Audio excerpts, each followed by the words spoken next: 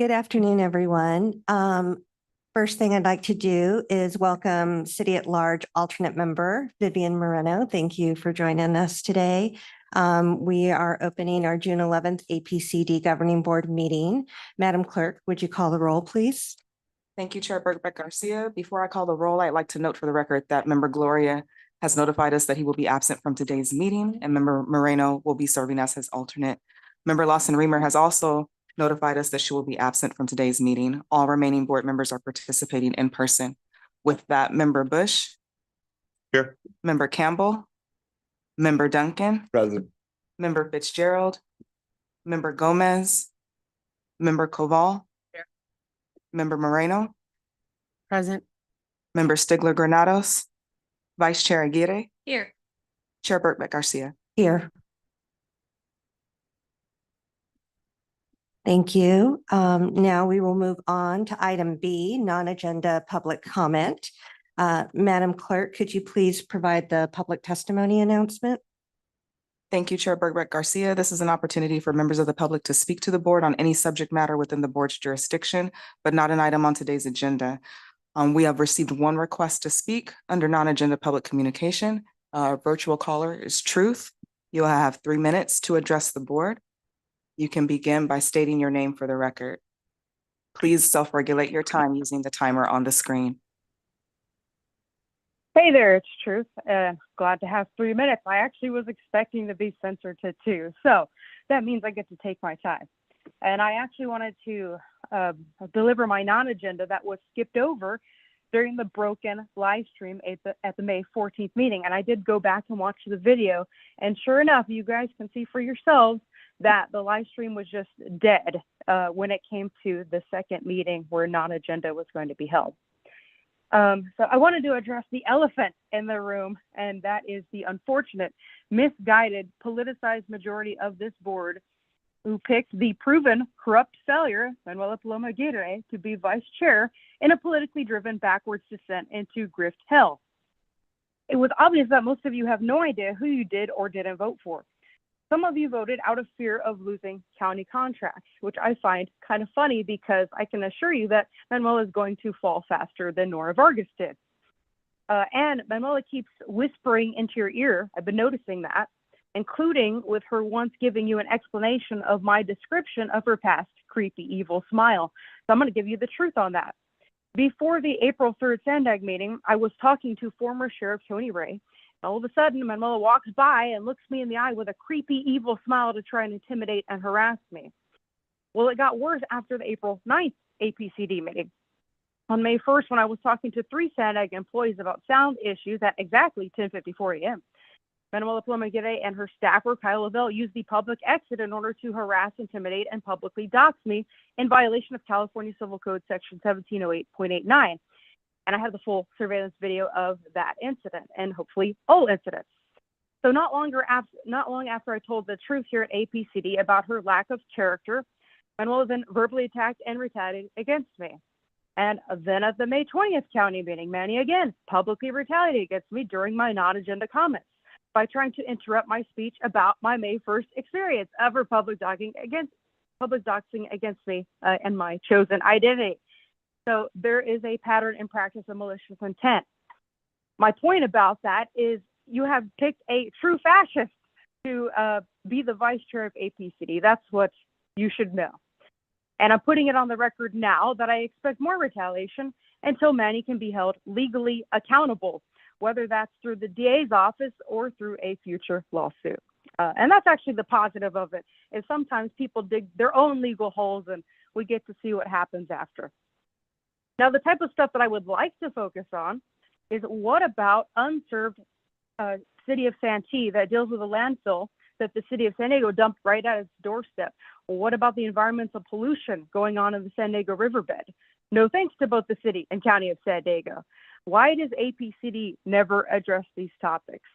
That's what I want you to think about. Thank you. Thank you. That concludes public testimony under non-agenda public communication. And I'd also like to note for the record that Member Fitzgerald has joined the meeting. Thank you. Now we will move to agenda item C, approval of statement of proceedings for the April 9th, 2026 regular meeting, May 14th, 2026 special meeting, and budget hearing. Madam Clerk, could you please provide the public testimony announcement? Thank you, Chair Birkbeck Garcia. I would note for the record that per the governing board's administrative code, public testimony speaker slips will no longer be accepted for this item. I would also note for the record that we have received no request to speak for this item. Thank you. Are there any comments from any of my colleagues on the board? Could I have a motion, please, to approve? the Move to meeting approve. minutes? Second.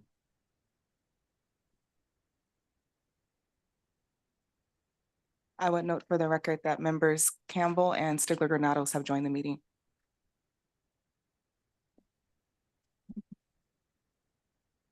Madam Clerk, we have a first and a second. Can we, yes, everyone in, so we have a first from Member Bush and a second from Member Duncan. All in favor, would you like to say aye, please? Aye. Aye. Any abstentions? Any nays? Thank you. With member Lawson Reamer absent, that motion passes with all board members who are present voting aye. Oh, I'm sorry, with member Gomez absent.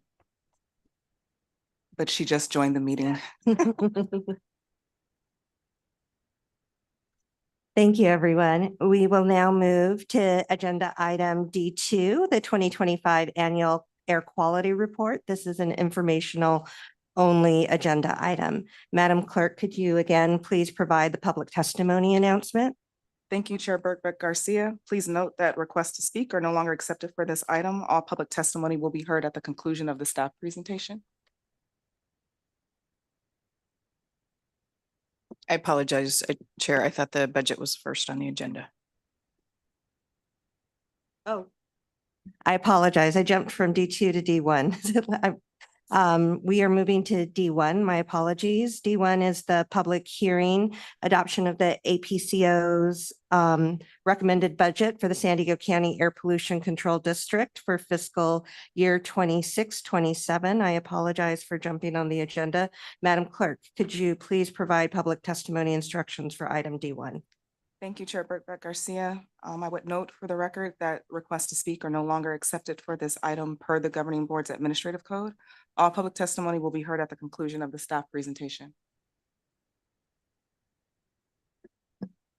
Thank you. APCO Paula Forbes, please. Thank you, Chair Birkbeck Garcia and governing board members.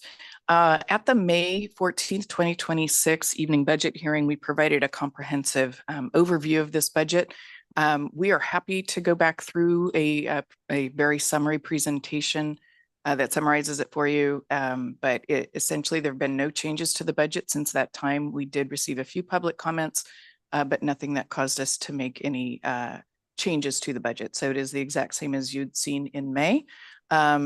If you would like, we can jump into a quick presentation about it, but I leave it to the board's discretion. Since we have a new member here today, I think we should just do a quick summary, please. Sounds fine. Can we go on to the next slide, please? Great. So the fiscal year 26-27. I want to interject, and I had the opportunity to read over the document, so I don't need a presentation. Oh, okay. Just- Is yeah. anyone else interested? Any of my colleagues interested in a recap? With no one raising their hands, I guess we can skip over that. Thank you. Madam Clerk, could you please, is there any members of the public that wish to address us on this? Thank you, Chair Birkbeck Garcia. We have two members of the public that wish to provide public testimony on this item. We'll start with the individual that's here in the room, Jasmine Vargas. You'll have 3 minutes to address the board.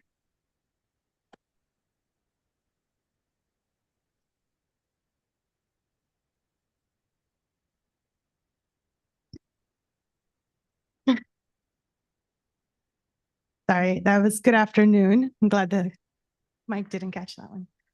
Jasmine Vargas, Environmental Health Coalition, Air Quality and Clean Ports Campaign Director. And I don't really want to get into the nitty gritties necessarily of the budget with you. I think we've all done a really good review and staff has done a really good job of laying it out. I also want to commend staff for coming to the Portside CSC a couple of months ago to do a presentation. I did want to address, however, that I did have some comments that I wanted to share from some of the members that might be helpful moving on into the future and in future conversations about the budget. There was a specific question about how this budget impacts or how it relates to the ability for the CSC and AB 617 resources to be used to meet the community emission reductions plan and the plan goals. And there wasn't necessarily a good way of gleaning from the information that was shared in the, not just the documents that you've all seen, but in the presentation on what are the related budget items and funds associated with your ability as a board and as staff to meet us and get us to those goals. And I think it would be benefit a lot of us, including AB 617 communities and the Portside CSC, if we were able to, be better stewards and better advocates with that type of information. At this point, I couldn't, for example, tell you how much of the resources in this current budget are going to be necessarily allocated. I can tell you that the AB 617 bucket of money is something close to $1 million to do the kinds of work, but how much are staff time associated and how much are the air monitoring associated? I know that there's a bigger list, but if we could drill down to how those resources are particularly meeting SERP goals, that would go a really long way for us to be better advocates. And I also, really appreciate the complexity of these kinds of financial analyses. But to be honest, a lot of our members in our community are not experts in this issue. And I did hear a few other comments around how this went over a lot of people's heads. And so, without getting into what that could look like moving forward, having specific recommendations, I would like to make myself available and others in the community to be able to address some of those concerns if staff and others would like to have that conversation. Thank you. Thank you. Our next speaker is Truth. You'll have 3 minutes to address the board. You can begin by stating your name for the record. Hey there, it's Truth. Hey, it was so funny to hear. No changes since May. And so I'm just like, wow, good to know that the extremely limited public input of about 3 people out of a 3.3 million population really matters to APCD and the decisions that affect that community. And also, Vivian apparently read the entire budget already. Wow, I'm impressed. But did she go back and listen to those 3 public comments, or did she walk the streets of District 8 to seek out more public comments to find out the issues that her community is being affected by? Or is she just an expert? She doesn't need to know anything else, or maybe because she's on her way out. I'm not sure. But I really don't want her to miss out on anything that I said. So I'm going to repeat some of my ideas. And it's not even all of them, because it's over 1 million meetings now. I've given many ideas, and I don't think any of them have been attempted. So, for example, I want to see less modeling, more monitoring, faulty predictions, and more accurate preventions. And specifically, I'm talking about the air monitors. There's a problem with them, and especially the one in Imperial Beach. The numbers continue to not match the reality. And I want to see APCD move to a different building that can have a proper video and audio system in compliance with SB 707. You guys haven't even discussed SB 707 because, as far as I'm concerned, you're not actually following what's going to be the law. Let me go back to my previous speech. Let's see. I think as far as the air monitors, you need to have one, at least one, and preferably 2 in every single city within the county. Because how can you know what's actually going on as far as air quality if you do not have air monitors? It seems like you're contradicting yourself. And then you have 178 positions costing about $47 million just for administration. Good thing you didn't pass that warehouse tax, because you already got a lot of bloat going on. And I want to see an internal controls officer or something to that effect that can act, or maybe independent auditor or something, because I think you need some auditing of your programs and your roster. And I want to know where the emissions data is being kept. Is all of it publicly accessible on the APCD website? And if not, are you going to invest in a system for that? I want to see more focus on places like National City that are going to have the EV truck charging facility and more truck traffic. I already mentioned Santee. Let me see. I want to know, maybe APCD could have somebody, one of your political allies in office, write a bill that every battery energy storage site has to pay for at least 2 air monitors to be located around their fire-causing facilities. Seems like a small health and safety ask. So there you go. I've also given you some kind of solution when you whine about funding all the time. Thank you. Thank you. That concludes public testimony on this item.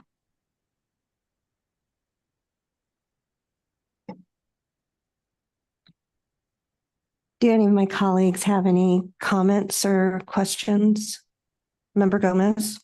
Yeah, I have a question, because I am interested, and I appreciate the public comments, but I am interested if you can speak a little bit on the comment, the public comment that was here related to the funding allocation and the breakup of what's being earmarked for the implementation of AB 617.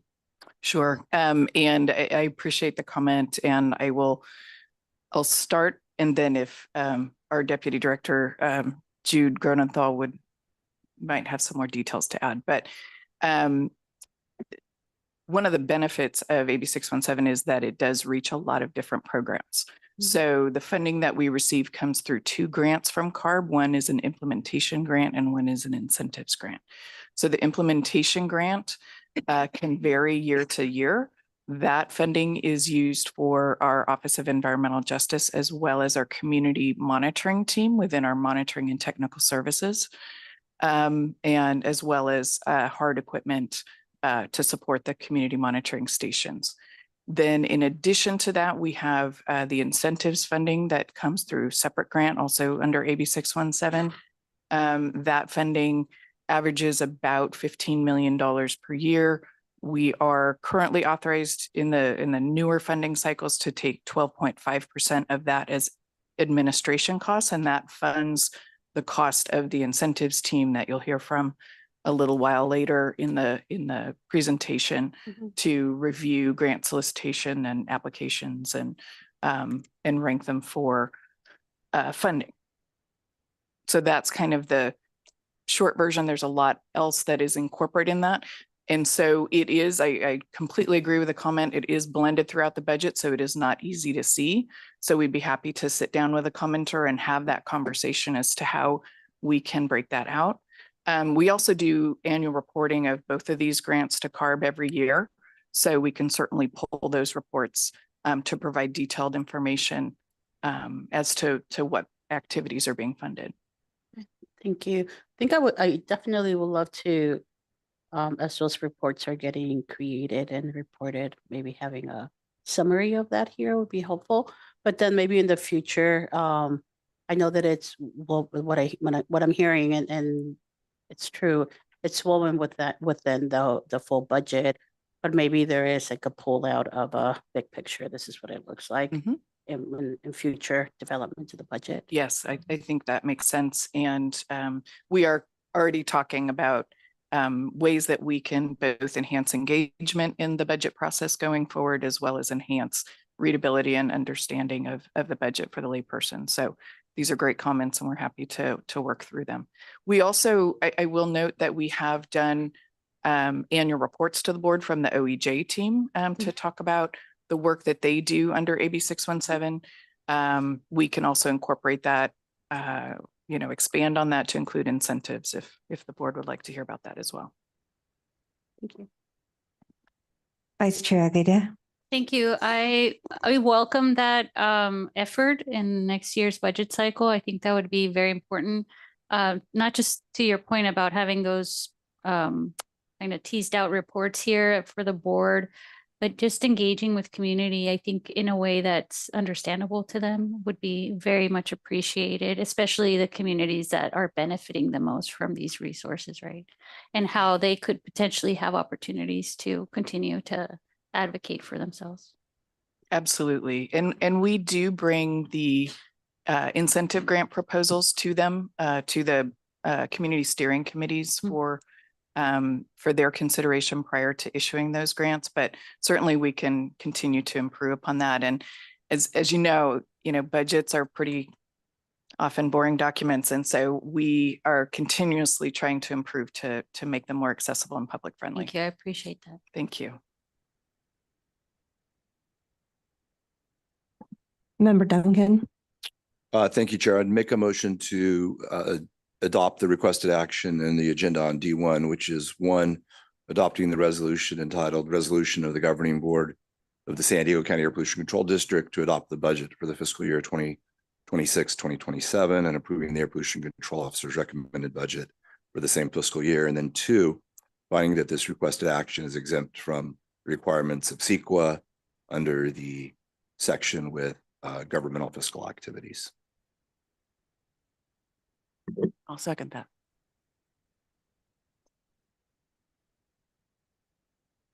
So we have a motion from Member Duncan and a second from Member Cobal. All in favor of this motion, say aye. Aye. Any abstentions? Any nays? Thank you. That motion adopts the resolution entitled Resolution of the Governing Board of the San Diego County Air Pollution Control District to adopt the budget for fiscal year 2026-27. With Member Lawson Reamer absent, that motion passes with all board members who are present voting aye. Thank you, Madam Clerk. And now we will go to D2. D2 is an informational item only. It is our 2025 annual air quality report. Madam Clerk, could you again provide the public testimony announcement for this item? Thank you, Chair Bergbeck Garcia. I would note for the record that requests to speak for this item are no longer accepted per the APCD Governing Board's Administrative Code. All public testimony will be heard at the conclusion of the staff presentation.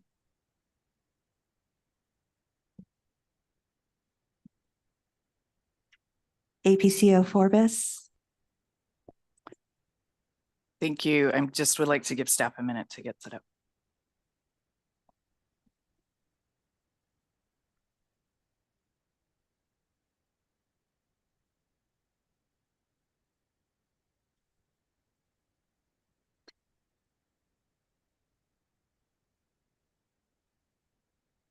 Great. If we could go on to the next slide, please.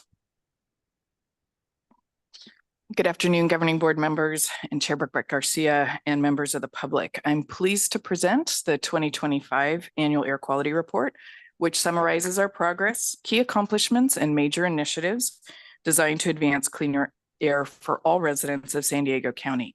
You have a copy of the report at your seats. They're professionally printed copies that are going to be available next week. This year's report highlights measurable improvements, strengthened partnerships, and data-driven strategies that are moving us closer to our achieving clean air for all. Next slide, please. As required by Assembly Bill 423, SDAPCD publishes an annual report detailing pollutant levels, monitoring results, enforcement activities, program outcomes, and emissions reduction progress. The 2025 report reflects our commitment to transparency and accountability and documents our progress towards meeting our goals. No action is requested today, as this is an informational item only, but we hope the highlights offer valuable insight into how our programs are delivering public health and environmental benefits for the region, and welcome your feedback on the report. I would now like to introduce our Public Information Officer, Melina Mesa, to walk you through some highlights from the report. Next slide, please. Thank you, Paula. The next several slides summarize the major accomplishments and trends from the past year, from air quality improvements and regulatory updates to enforcement activities, community engagement, and our investment in improving air quality across San Diego County. Next slide, please. In December 2025, our board adopted the 2026-2030 strategic plan as our roadmap for the next 4 years. The plan was shaped through extensive community engagement and aligns our work under 4 key goals: air quality, public health, environmental justice and equity, public engagement and transparency, and operational excellence. It reinforces our commitment to achieving state and federal air quality standards, reducing cumulative health risk, expanding community scale monitoring, and improving public access to clear and timely data. This framework guides how we prioritize investments, design programs, and collaborate with partners to deliver real, measurable improvements in the communities most affected by air pollution. We are currently working to develop tracking mechanisms to ensure we document and track our progress. Next slide, please. San Diego continues to meet federal and state standards for several major pollutants, including carbon monoxide, nitrogen dioxide, sulfur dioxide, and lead. However, ozone and fine particulate matter, or PM 2.5, remain in non-attainment, emphasizing the ongoing and need for regional coordination, emissions reductions, and local scale monitoring. Both ozone and PM 2.5 are linked to serious public health impacts and place a disproportionate burden on sensitive and vulnerable populations.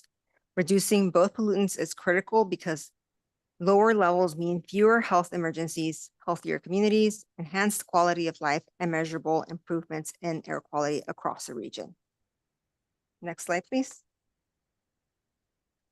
This chart demonstrates how ozone and particulate matter levels varied across different monitoring sites in 2025. We continue to see variation by geographical areas due to factors like temperature, topography, and nearby emission sources. While ozone levels have generally declined across the region, certain inland communities still see higher concentrations because of regional transport and meteorological conditions. PM 2.5 patterns remain strongly influenced by area-wide sources such as consumer products, residential fuel combustion, construction, and dust from roads, as well as mobile and stationary sources of air pollution. The red line in the chart shows the associated air quality standard for each pollutant in relation to the measured values, which demonstrate which stations show exceedances of the adopted standards. Next slide, please. 2025 stands out as a year of notable improvement as our region experienced the lowest number of ozone exceedance days since the current standard was adopted.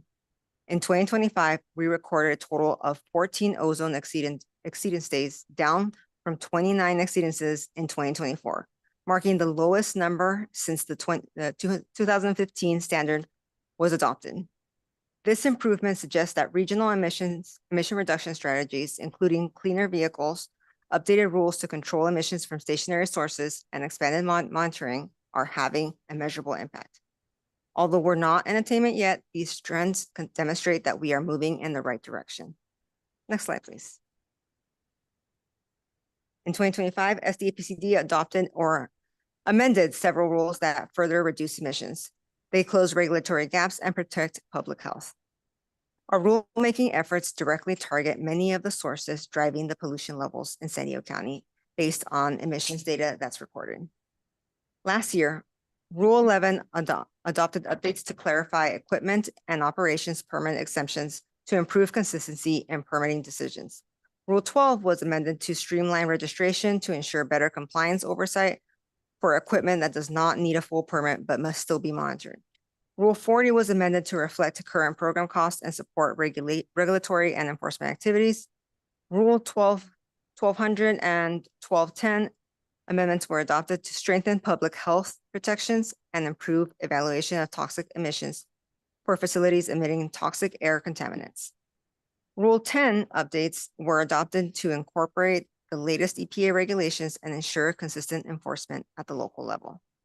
Lastly, Rule 67.26 is a new rule adoption that reduces emissions by regulating chain-driven commercial charbroilers and is expected to reduce approximately 14 tons of PM 2.5 and 4.5 tons of VOC emissions per year once fully implemented.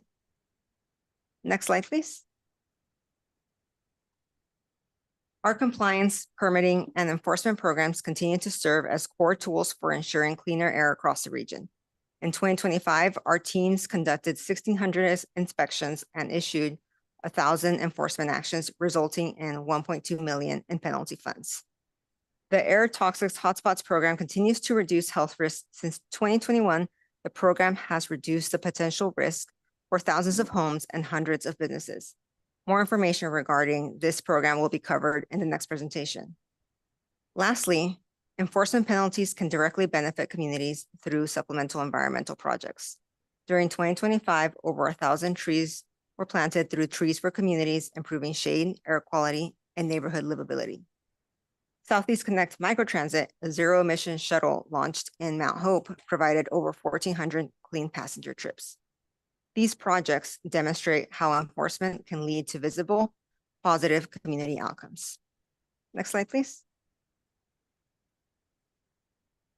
SDAPCD continues to investigate air quality complaints 24/7 to address community concerns and identify potential violations to ensure cleaner air across the region. In 2025, SDAPCD investigated over 1,800 air quality concerns with an average response time of just 3 hours. The majority of complaints involved odors, primarily from the Tijuana River Valley, followed by dust, smoke, asbestos concerns, and unpermitted operations. Our rapid response systems help us identify violations quickly, address community concerns, and maintain transparency and accountability. Next slide, please.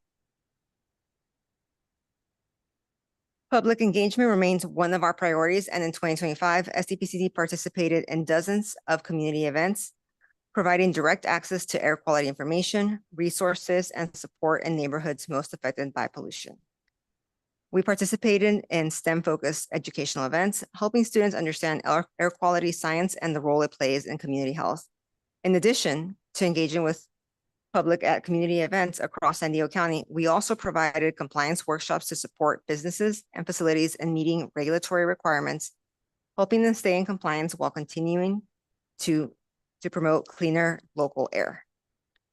One of our largest public initiatives remains the air improvement relief effort, through which we distributed over 11,000 air purifiers to residents impacted by the Tijuana River Valley odors and cross-border air quality challenges. This program provided an immediate and tangible health benefit for impacted households, as documented by the survey we conducted of air purifier recipients. Through our environmental justice work, we continued our work with community steering committees in the Portside and International Border communities to implement their community emission reductions plans. Relatedly, SDAPCD also entered into a memorandum of understanding with the Port of San Diego, a milestone partnership focused on improving air quality in the Portside communities. Additionally, the Environmental Justice Partnership engaged 96 residents in community-led planning to ensure lived experience continues to shape regulatory and program decisions. Next slide, please. Our grants and incentives programs continue to be one of SDAPCD's most effective tools for reducing emissions at sources over which we do not have regulatory authority. These programs help remove older, high-polluting vehicles and equipment from operations and replace them with cleaner, zero or near zero emission alternatives. In 2025, SDAPCD completed investments of approximately 23 million in clean air projects across the region.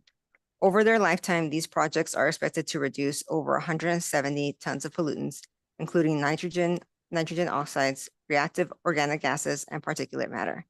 These investments directly benefit schools, public agencies, small businesses, and agricultural operations. Last year, we provided 800 air purifiers to local schools, funded the replacement of 22 diesel school buses with zero emission models, and supported cleaner off-road equipment upgrades. These programs deliver measurable air quality benefits while supporting regional economic growth. We will provide more detail on these programs in a presentation later in your agenda. Next slide, please. The entirety of the 2025 Air Quality Report will be published on SDAPCD's website and made available in multiple languages so all communities can review and understand the information. We'll also share the report through our social media channels, email distribution lists, and partner organizations to ensure broad public reach. This concludes our presentation and welcome any questions from board members. Thank you. Madam Clerk, are there any members of the public that wish to address the board on this item? Thank you, Chair Birkbeck Garcia. We have 2 members of the public that wish to provide public testimony on this item. We'll start with the individual that's in the room, Cynthia Quiñones. You'll have 3 minutes to address the board. You can self-regulate your time, the timer on the screen. Thank you and good afternoon, Chair, board members, and all here today. My name is Cynthia Quiñones. I'm a member of the National City Healthy Culturas Coalition. As you consider the 2025 air quality report, which has included highlights from APCD's 2026 to 2030 strategic plan, I want to speak to the gap between our regional progress and the lived reality in National City's portside neighborhoods, akin to the pollution burdened communities experience along the border. First, I know you know, National City is still waiting for 2 new Tidelands air quality monitors approved, funded, and contracted for installation last year. As far as we know, these are still not operational, nowhere near, and there has been little to no consequence for the contractor who has failed to deliver. For community members living next to Pasha's auto processing operations, Navy traffic, and heavy truck routes, this delay is not a minor administrative issue. It is a public health and accountability failure. Without data, local air quality incidents continue to escape detection and response, and APCD can in no way effectively measure whether actions guided by its strategic plan are actually reducing pollution where it is known to be most concentrated, as measured by well-documented poor health conditions with high economic costs. Second, the Portside CAT, National City Healthy Culturas Coalition, and more groups are engaging community members in efforts to envision a future of the Tidelands that offers improved coastal access and economic opportunity as well as reduced harm. One possible improvement under consideration is vertical logistics, proven elsewhere for operations like Pasha's to reduce acres of asphalt, cut heat island effects, shrink truck circulation, and lower diesel exposure, with land increasingly available for more economically productive, less environmentally impactful utilization. This is not just a land use change for air quality intervention, but major Tidelands transformation needed to restore physical, environmental, and economic health with a strong return on investment. Reduced diesel PM and NO2 exposure lowers asthma attacks, ER visits, and missed work and school days. Every avoided asthma hospitalization saves thousands of dollars in direct medical costs in National City. Reducing heat island effects lowers ozone formation and reduces heat-related illnesses, both of which carry significant public health costs. Cleaner air improves worker productivity, reduces turnover, and strengthens the economic competitiveness of the waterfront. Asphalt sprawl with few jobs and high harm per acre becomes available to provide the coastal access, green space, and infrastructure powering job creation we lack today. I am asking the board for You'll 3. need to conclude your comments. Your Thank time is you. up. I ask the board to respond by Tidelands monitoring, to resolve the Tidelands monitoring failure immediately, integrate community visioning into strategic implementations, and support development of portside border-focused indirect source rules. Thank you so much. Thank you. Our next speaker is Truth. You'll have 3 minutes to address the board.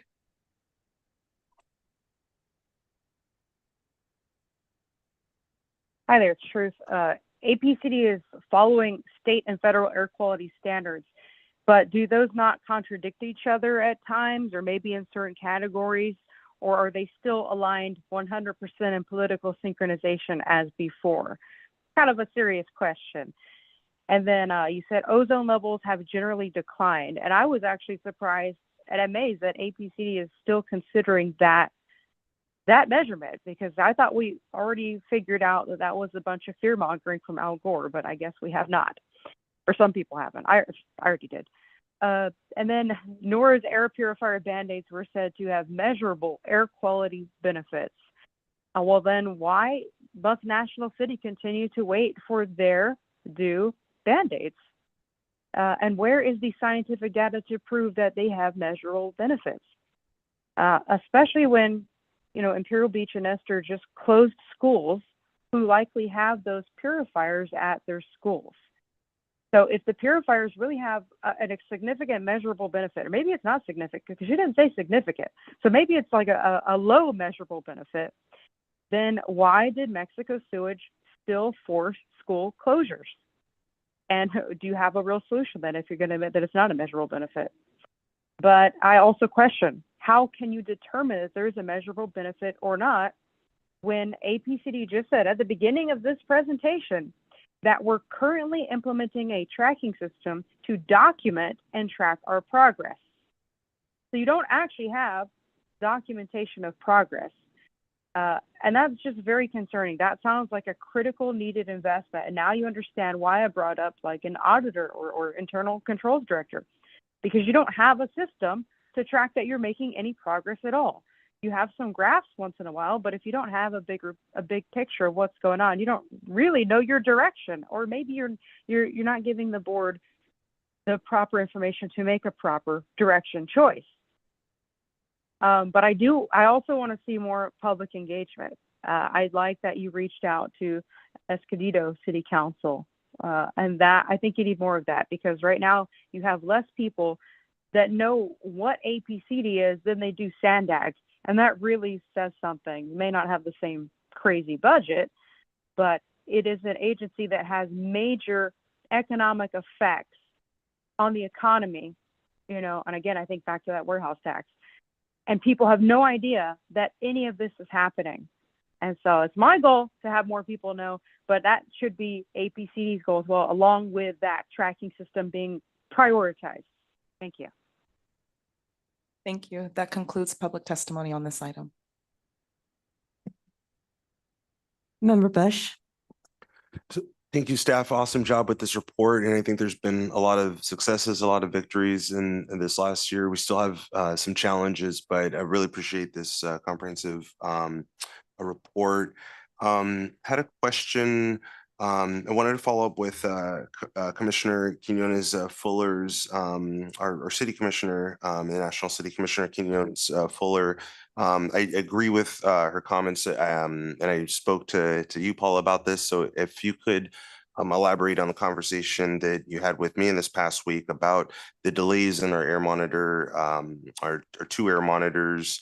And I think there were some issues with the contractor. So if we can have an expected date for that, yeah, could you address that part? Sure. So we are having weekly meetings at this point with the contractor related to both sites. It's the same contractor for site development for both sites. At this point, there are some challenges with SDG&E because part of what can be the most difficult part of site development is that obtaining power for these sites. And so we're currently working through that with SDG&E. And in addition, there were some permit delays. The Navy RV site, we had some permit delays there. Again, we're working with multiple jurisdictions in order to be able to get these sites developed. So at this point, you know, we're anticipating to get them completed in the coming months. I don't have an exact date, but can report back to you on that. Okay. So it'd be months, but it's not going to be, we don't anticipate it's going to be a year from now or anything like that. Mm-mm. Okay.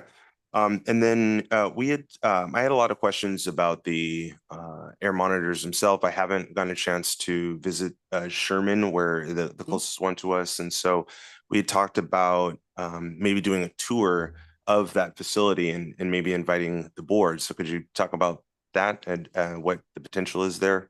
Sure. I mean, for a tour, I think we'd have to just be a little cognizant of any Brown Act challenges, but we'd be happy to set up a tour of our Sherman monitoring station, which is one of our full monitoring stations that's at Sherman Elementary, very close to the area. Okay, thank you. Mhm. Any board member that would like to attend, just reach out and we'll get something coordinated. Okay, and then Ms. Quinones brought up vertical logistics on our board. Is that something that we could potentially address through discussions with the board on the MOU? That is not something that I'm aware of. It's not been incorporated into our MOU, but we can certainly check in with our colleagues at the port. We do have standing meetings with them and can check in with them to get their thoughts on that. Okay, appreciate that because it is, and I've talked about this before about the port operations and especially patient, just how much pavement there is and just the industrial operations. So I think there is an opportunity there in exploring this vertical logistics concept. So, other question I had on the public engagement, I think that's been really awesome. So I really appreciate staff for, I've seen more increased engagement over the years. So the community events, school STEM, do you guys have the information on what schools have been presented and where and how you picked that? I don't have the information with me right now, but I can definitely send it over to you. Okay, yeah, if we can follow up on that. And then my final question is on the section responding to community concerns and the for 2025, we received 1,820 air quality complaints, the majority of that being odor from the Tijuana River sewage crisis. What was the comparison of the year before and the year before that? Because when it was really bad in 2024, I forgot how many it was, but it was like, I think tens of thousands. So do we know, do we have those numbers, what the total complaints were in 2024? Specific to Tijuana River or total for complaints? I mean total for complaints, but I know that the Tijuana River was what caused like such a huge spike.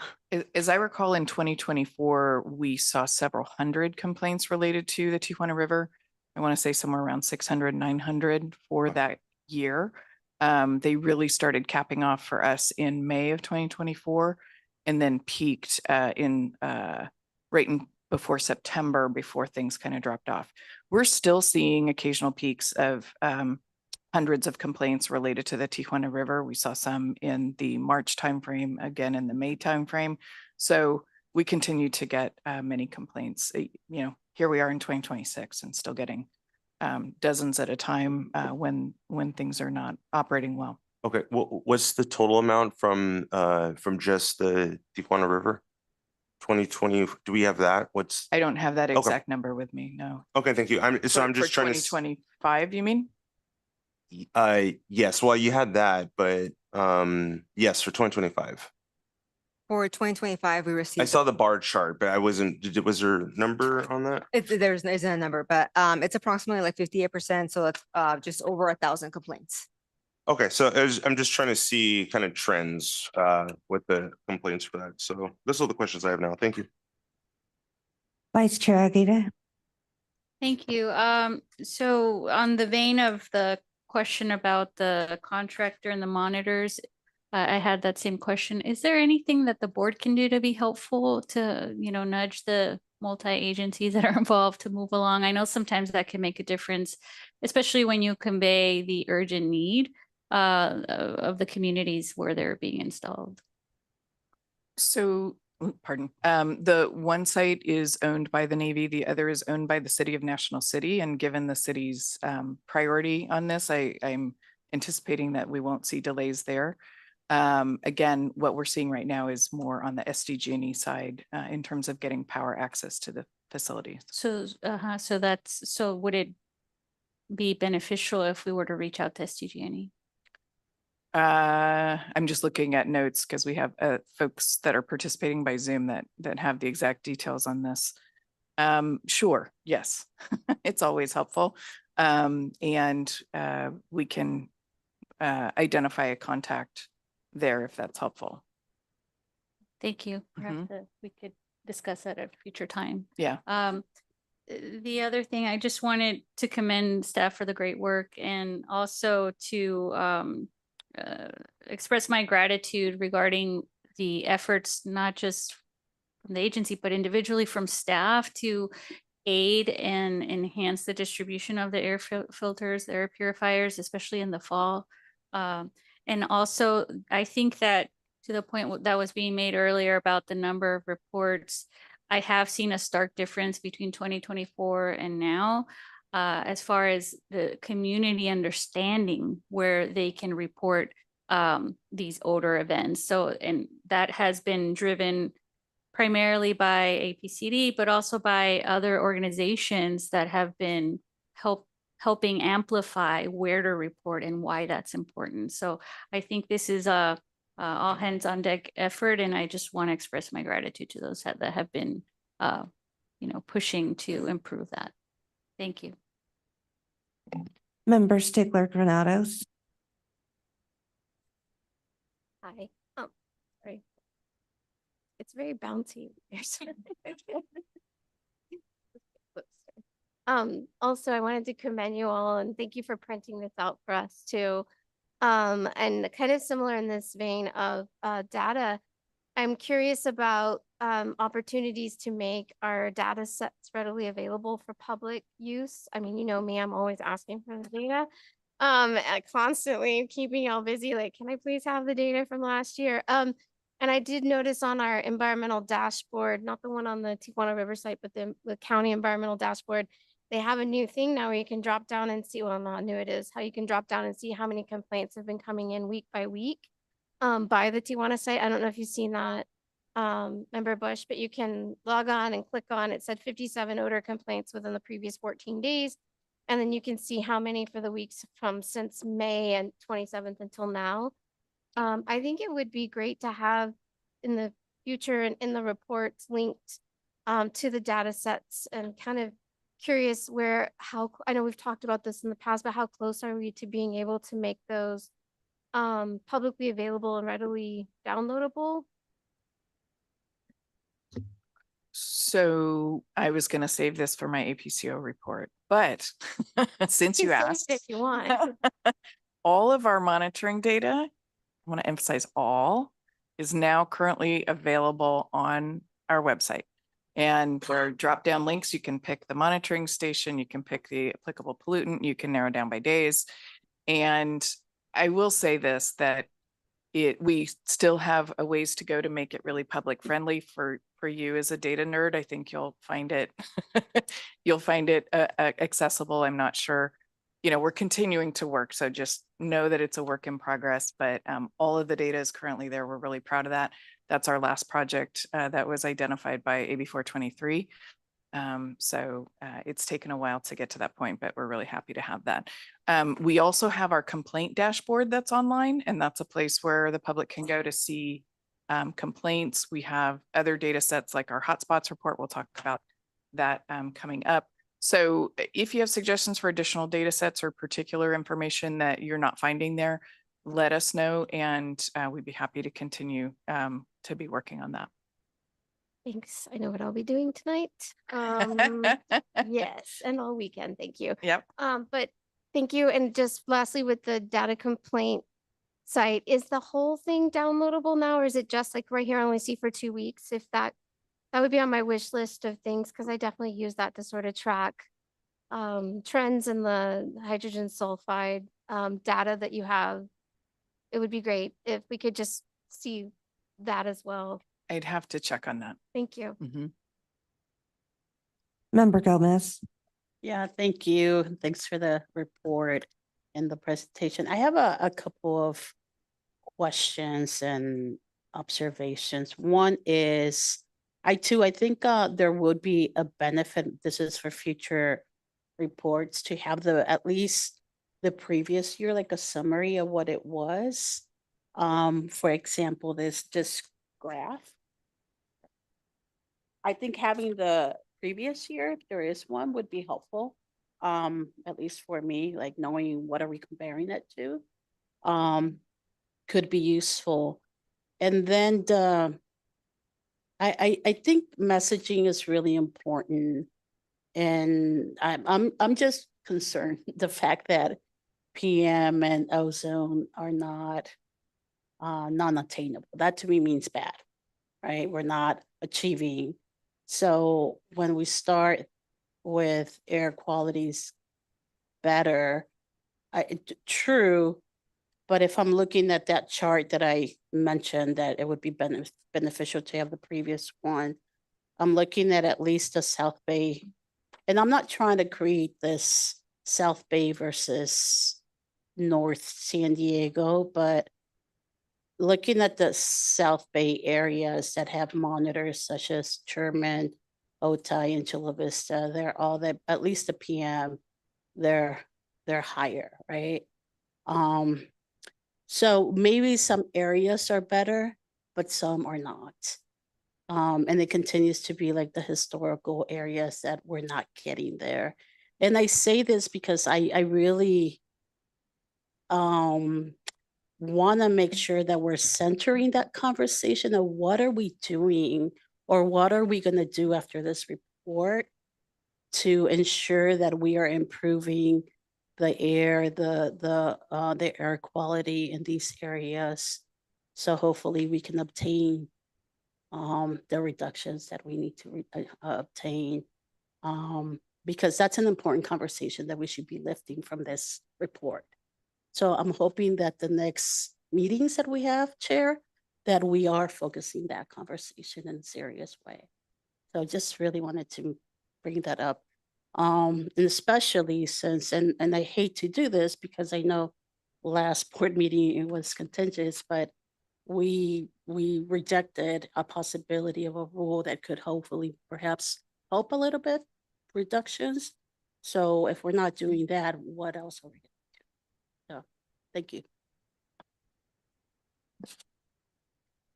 I have a comment I'd like to make. Can we get that bar graph back up with the ozone and PM 2.5, please? I know it's in our packet, but I have old eyes. Okay, there we go. I know that we have improvement, and I know that we stated it was 14, unattained ozone days versus 20-something ozone days. But I think it's really important for us to go back and realize that, and it's stated in your guys' paperwork that you have here for us, having these days of not having this attainment affects the community's health because it mixes with the nitrogen oxide and the volatile organic compounds. And so we have our communities, and it's a number of communities. It's not just the South Bay. It's not just North County. It's our East County community as well that we don't often talk about, are being threatened. And so when I was looking on here, it was saying we're trying to attain 2008 federal ozone standards still. It's not good enough for me. And I just want to vocalize that. We're in 2026 and we're still trying to attain things from the early 2000s. And it's nothing against staff or anything. It's just we need to do better. So whatever we need to do as a board to help get this better, please let us know. And that's really just the comment I wanted to make, is that I'm happy that we're doing better, but I know we can do even better. And I needed to point out, we still haven't achieved 2008 federal ozone standards. Sure. If I could make one clarification. Perfect. You're absolutely right. And 14 days of exceedance is 14 days too many. And let's be clear that we have a ways to go to attain that standard. What I do want to say, though, is that red line here represents the 2015 standard. And if it were at the level, if it corresponded to the 2008 standard, you would see all stations attain. So last year in 2025, we did have a relatively good year. We still had 14 days too many of the 2015 standard. We did have a good year in relation to the 2008 standard. Now, in order to be designated in attainment, we need 2 more years like that. So we will know if we attain that standard this year or next, depending on how things go. But yes, you're 100% right. We need to keep up all efforts to move in that direction, because until we are attaining all standards, we know that there's public health impacts associated with that. And thank you for clarifying that. And like I said, it's not a judgment on anyone here, but being chair of the board, especially, it's important to me that anything I can do to help you guys, anything this board can do to help to make sure that we get this attainment, just let us know. Thank you. Member Koval? Thank you. I actually had comments on the hotspots, but since the conversation is flowing, might as well talk about it. And thank you for bringing up East County, because during my research, I didn't quite understand how areas were designated AB 617 versus AB 535, yada, yada, yada, and that impacts funding. And so then I realized, okay, AB 617 is capped. No new communities can come into it, because I thought El Cajon with their respiratory burden would probably be a AB 617 community if it wasn't capped. But they are AB 535, and that's pretty close, just not a funded source. And I also understand there's no funding, even for the two that are already designated, we're underfunded there. So just wanted to bring that to everyone's attention. And then the bigger thing that I can see is I zeroed in El Cajon where the air monitor actually is, and it's in what I would call old El Cajon.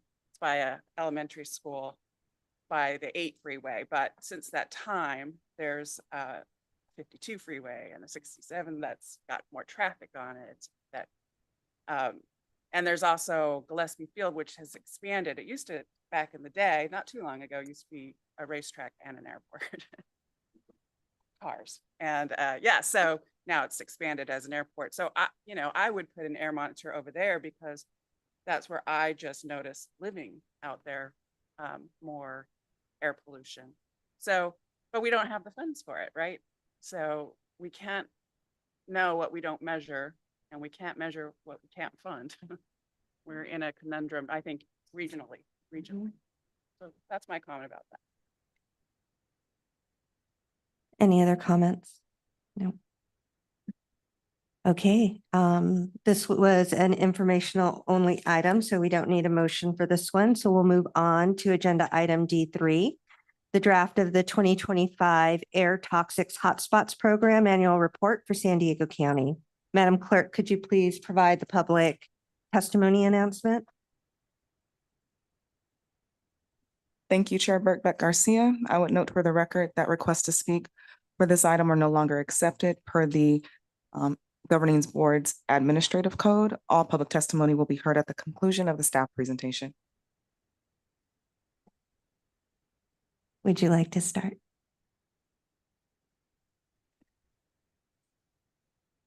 Thank you, Chair Birkbeck Garcia and Governing Board members. With me today is Chief of Engineering Mohsen Nazemi, who's going to give the presentation on our 2025 Air Toxics Hotspots Report. Thank you, Paula, and good afternoon, Chair Birkbeck Garcia and other Governing Board members. My name is Mohsen Nazemi, and I'm the Chief of Engineering Division at San Diego APCD. I will present information related to the draft 2025 Air Toxic Hotspots Annual Report for your consideration and approval as required by the state. The Air Toxic Hotspots Program was established under the California State Assembly Bill 2588 in 1987 and is commonly referred to as AB 2588 or Hotspots Program. The San Diego County Air Pollution Control District administers this program locally to safeguard public health and promote transparency by identifying and reducing potentially elevated health risks from stationary sources. The report presented today summarizes our work during calendar year 2025 and highlights how we continue evaluating and reducing these risks across the San Diego County region. Next slide, please. This slide shows a brief overview of the Air Toxic Hotspots Program. Under this program, air districts, there are 35 of us in the state of California, quantify toxic air emissions from facilities and identify those that may pose elevated health risks. It's a facility's calculated risk exceeds thresholds established in District Rule 1210. The facility becomes subject to public notification, public meetings, and risk reduction requirements. Next slide, please. The Hotspots program applies exclusively to stationary sources such as manufacturing facilities, power plants, shipyards, landfills, wastewater treatment, and similar operations.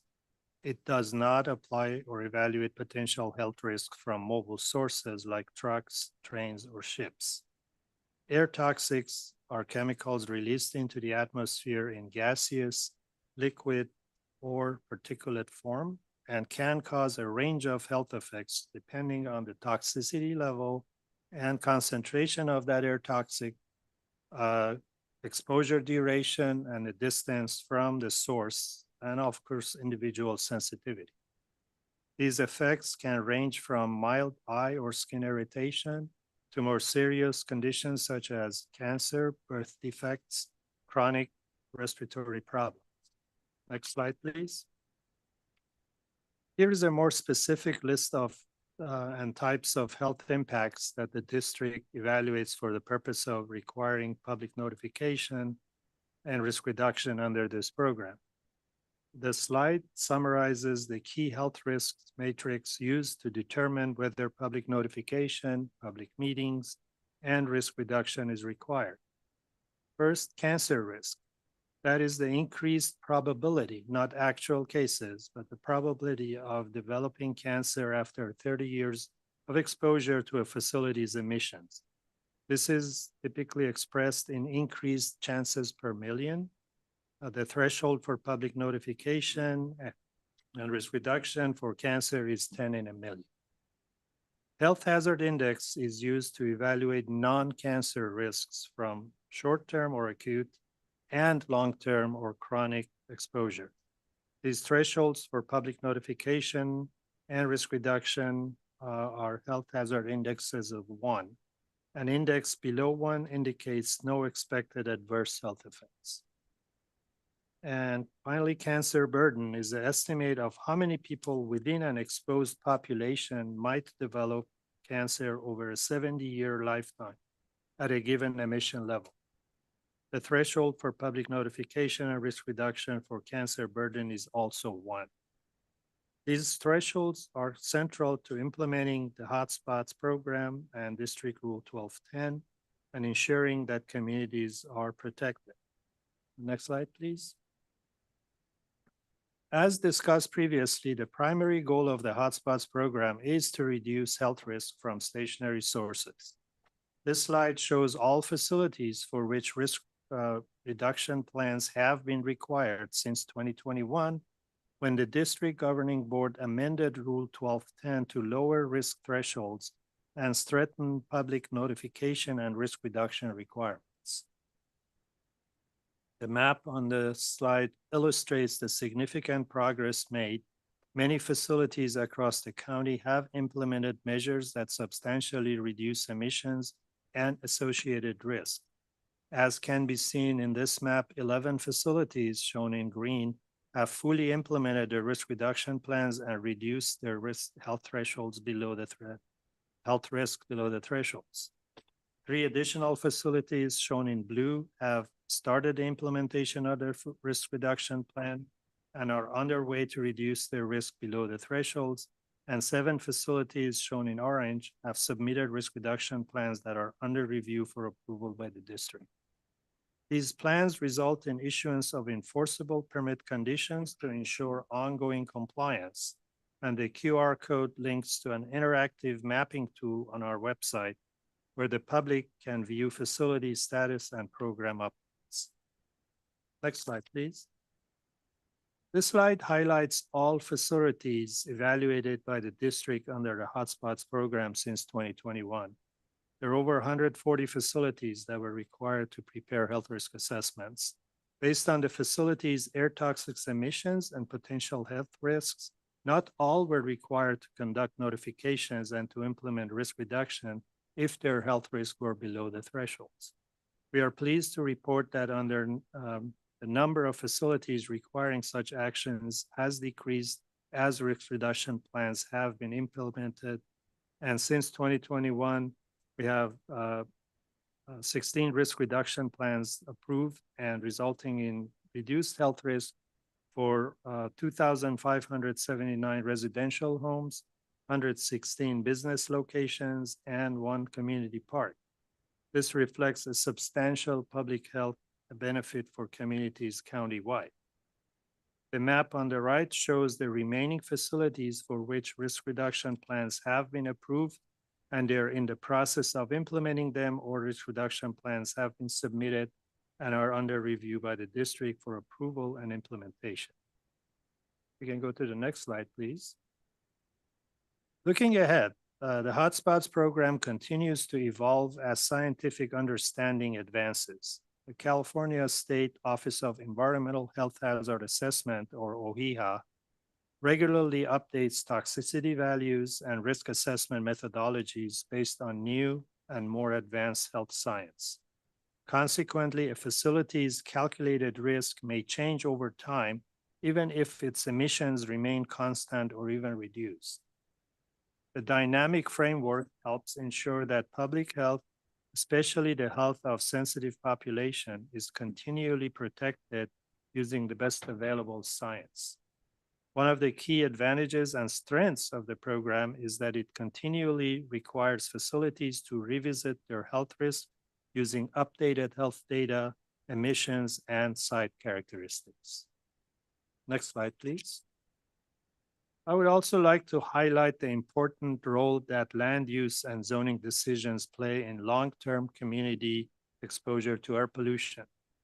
As residential development expands closer and closer to industrial areas, population exposure to emissions can increase even when facility emissions stay the same or even reduced.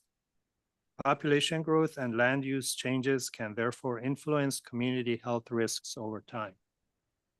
Proactive and compatible land use planning is essential to minimizing future impacts and protecting nearby communities, as well as minimize impacts on business expansions. This slide provides an example of how the residential area surrounding a landfill and a rock quarry changed between 2015 and 2025. The two facility boundaries are shown with blue lines, and the boundary of the areas in which new residential development took place between 2015 and 2025 is shown with yellow lines. As you can see, the neighborhood expanded significantly over that period, increasing the number of residents potentially exposed, even if emissions decreased from these facilities. We are providing this example just to reinforce why thoughtful land use and zoning decisions are critical to reducing long-term community health risks. Next slide, please. Staff recommends that the board consider and approve the final 2025 air toxic hotspots annual report for San Diego County. We appreciate the board's continued support of efforts to protect the public health and ensure transparency for all communities. Next slide. This concludes our presentation, and we are available for any questions. Thank you. Thank you. Madam Clerk, are there any members of the public that wish to address the board on this item? Thank you, Chair Bergbeck Garcia. We have 2 members of the public that wish to provide public testimony on this item. We'll begin with the individual in the room. Jasmine Vargas, you have 3 minutes to address the board. You can begin by stating your name for the record.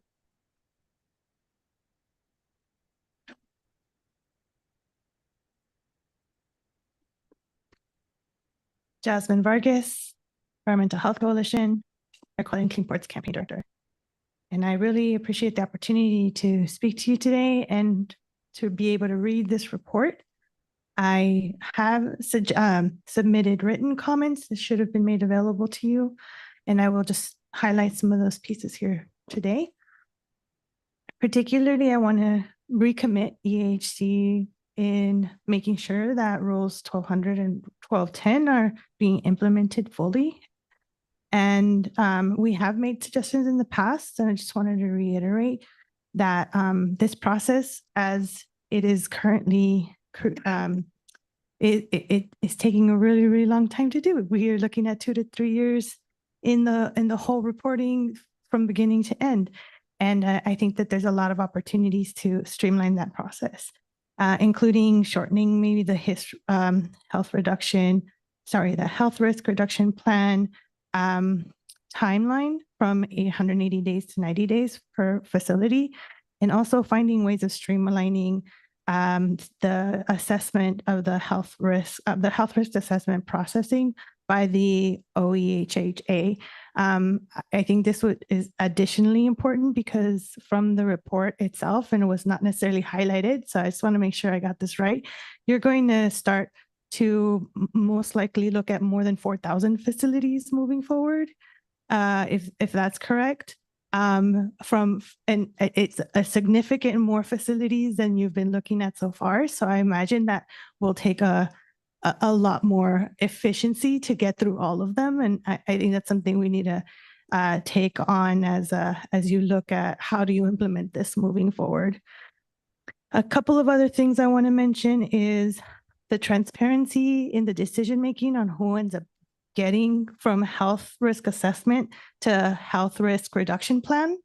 And I know that there's a kind of procedure document that's on the website. It's a footnote on this draft, but I think it should have a more prominent space in the report itself, including I would suggest opportunities for public participation in that as well. I know, for example, that right now the public's participation is only after there's already an opportunity to do an analysis of the health risk reduction plan, but not in the health risk assessment and how that assessment is made. And you already have a lot of information that you might be able to add to that. Finally, I want to thank the staff for generating the mapping tools and putting the overlays of CalEnviroscreen and the CATA. It's been really helpful, but I would suggest maybe finding ways of creating bilingual or multilingual information, maybe through a fact sheet or something that you can also share during these health reduction plan public meetings. Please that conclude your comments. That can add to facilitating that information. Thank you. Thank you. Our next speaker is Truth. You'll have 3 minutes to address the board, and you can begin by stating your name for the record. Hi there, it's Truth. Staff mentioned housing moving closer to emissions facilities, but what about when the hotspots move closer towards housing? I think of the ever-expanding warehouses in Otay Mesa, encouraged and enabled by GATT, NAFTA, USMCA, etc., for the elevation of commerce for the American and Mexican governments over the elevation of health for their residents.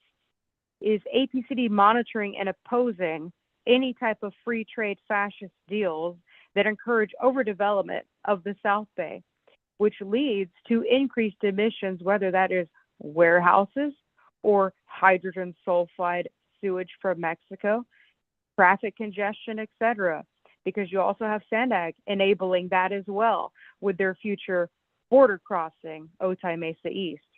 I haven't heard a peep on any of those serious issues. But you can talk about, I can hear hissy fits over air purifier band-aids and pointless studies. Sounds like nails on a chalkboard to me. That's something I'm not going to listen to today. I'm just going to hang up the phone and not hear any of it, quite frankly. But I want to circle back to what Laura said about there not being proper updated, and I'm going to add working air monitor data, which makes me question, how can APCD be sure of where the hotspots actually are if you don't have the science to follow? I mean, that's a regional conundrum, all right, which leads to a lack of data and a lack of funding, which leads to a lack of information, which leads to potentially bad or incorrect decisions. And I just 100% agree with that. But I'm going to counter, actually, that I think there is a statewide conundrum on multiple levels when it comes to data, information, funding, and let's be honest, common sense. Thank you. Thank you. That concludes public testimony on this item. Member Duncan. Thank you. I just had a couple of quick questions for staff. Could we put up slide 3, please? I'm going to jump around a few slides, but I'll be quick.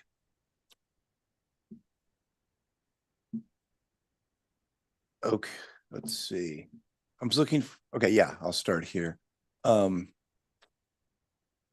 see, maybe the next, that's 4 actually. Okay, so thank you. Yeah, on slide 3 here. I just want to make sure I understand it. Some of these questions may be a little basic, but I'm not embarrassed to ask them because I'd rather know the answer. So when it says includes manufacturing operations, power plants, shipyards, landfills, et cetera, governmental operations, but not mobile, I'd said on the other station. So what about what about military bases? Are they included? Yeah. So, okay. So I think that might be part of answer part of my next question. I think it's slide 6, if we could go to. Thank you. So on this slide, I noticed that on Coronado, it has 3 areas marked. So if you don't have the information now, that's fine. Maybe I could get it later from back in since 2021.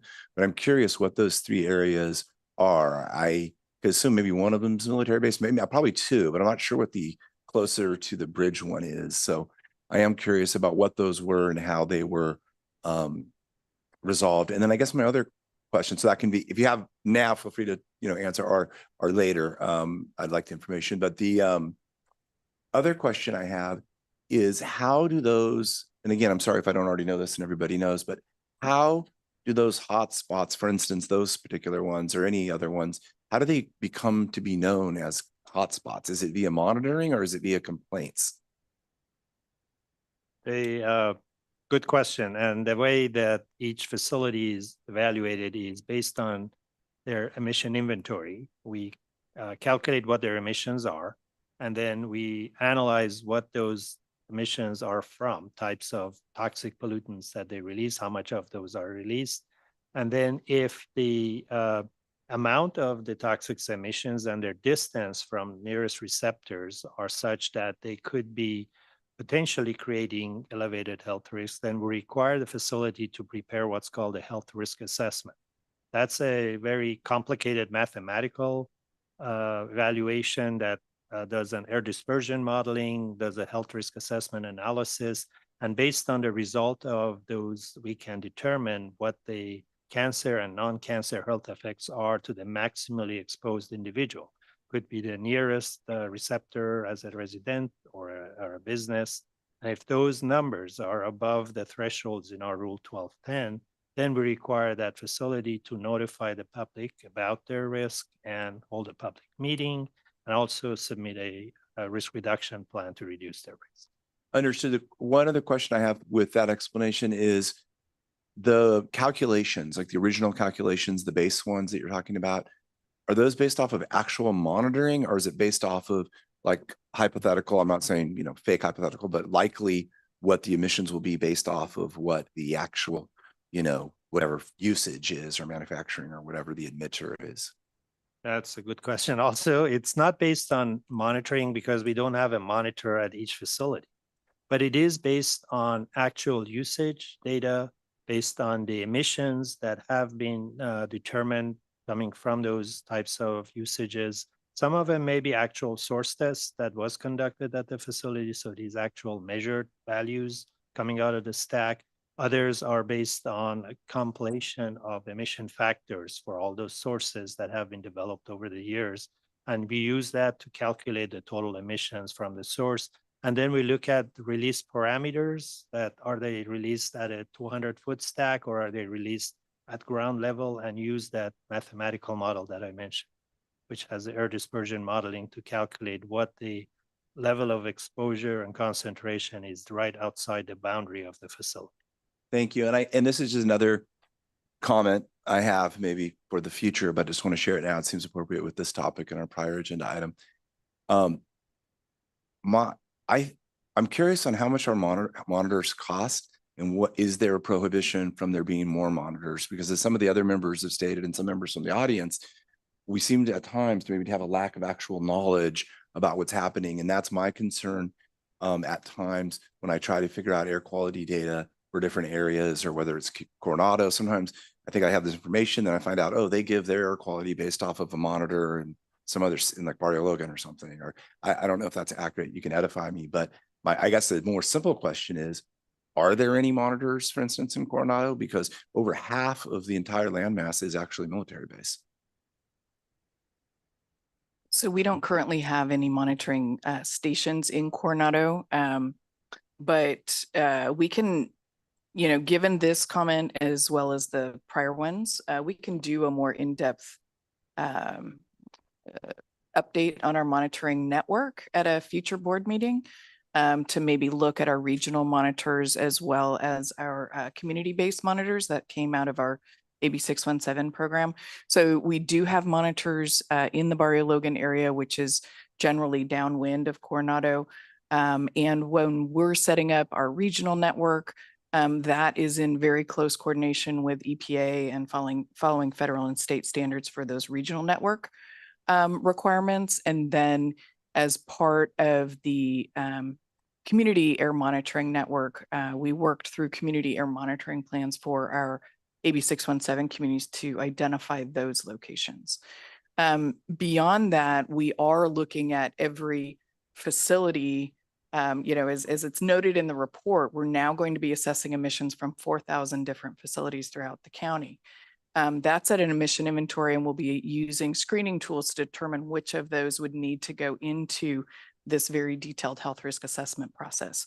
So we have a very detailed understanding of the likely and potential emissions from all of these facilities, especially the larger military installations.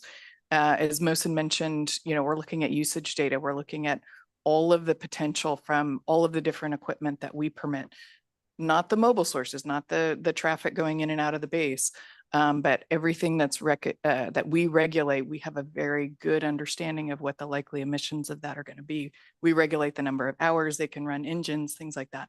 So all of that to say that, you know, when we're completing these health risk assessments, we use you know, emission factors that are, you know, coming from EPA sources. Often we use health risk values that are coming from state health agencies, as well as procedures for how these health risk assessments are completed.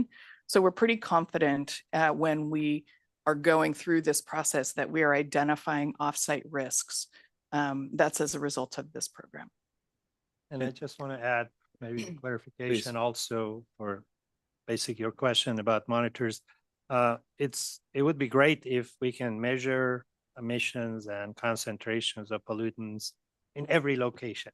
Typically with monitoring, because of the cost, you can't measure even for one facility. You can't measure what's coming off of that facility because depending on the wind direction and where the location of the equipment is, that monitor may not be picking up the emissions coming from that particular source.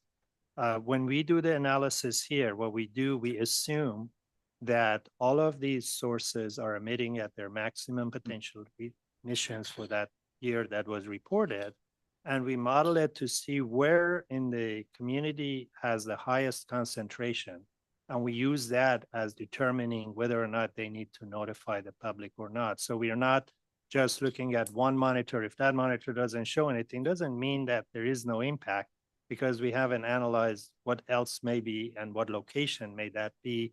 So these are standard models. They've been validated. And like Paula said, these emission factors have been developed over the years based on actual measurements and test data. So they're really looking at like a more conservative way of what would be potential emissions and risk rather than what is actual, because actual may be lower, but we still want to make sure we've covered it all. And by the way, those 4,000 facilities are not just all of a sudden we are evaluating 4,000. Those have been phased in over the last 2-3 years based on the state law that changed how many facilities have to be reporting their emissions.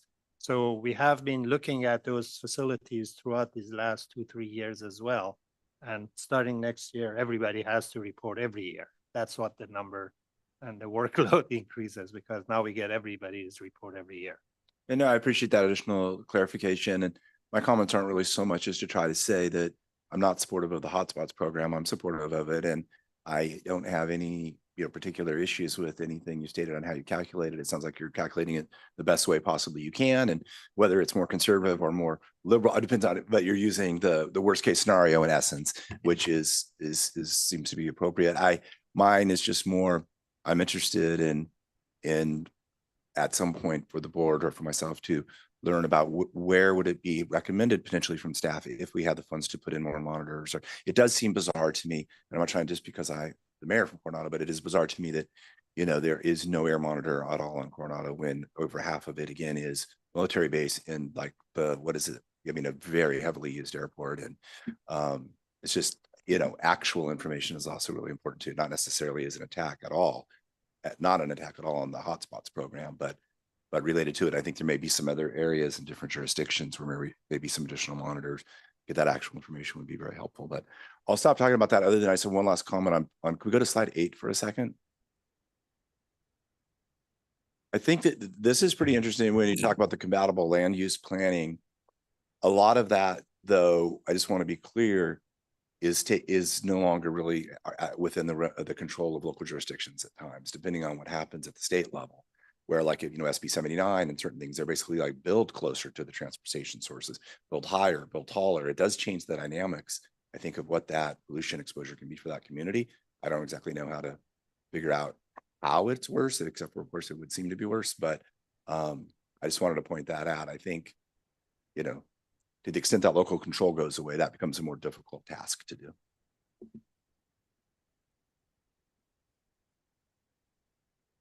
Member Stickler Granado. Thank you. Thanks for this overview.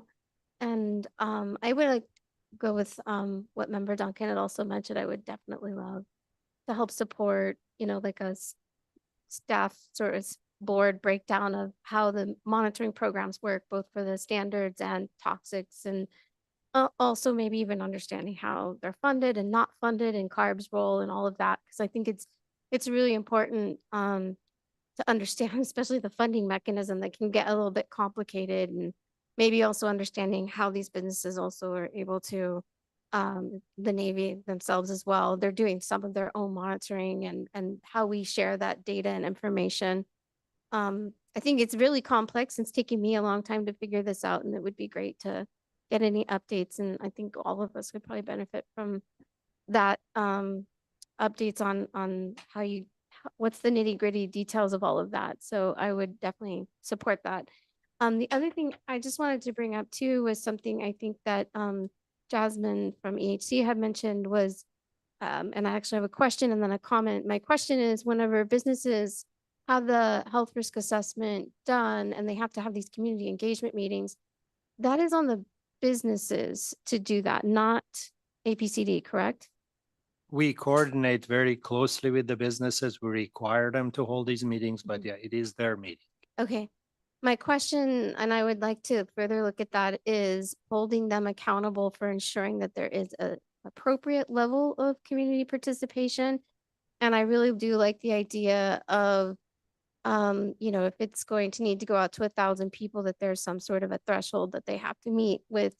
It would have to have more than one meeting if only 2 people showed up.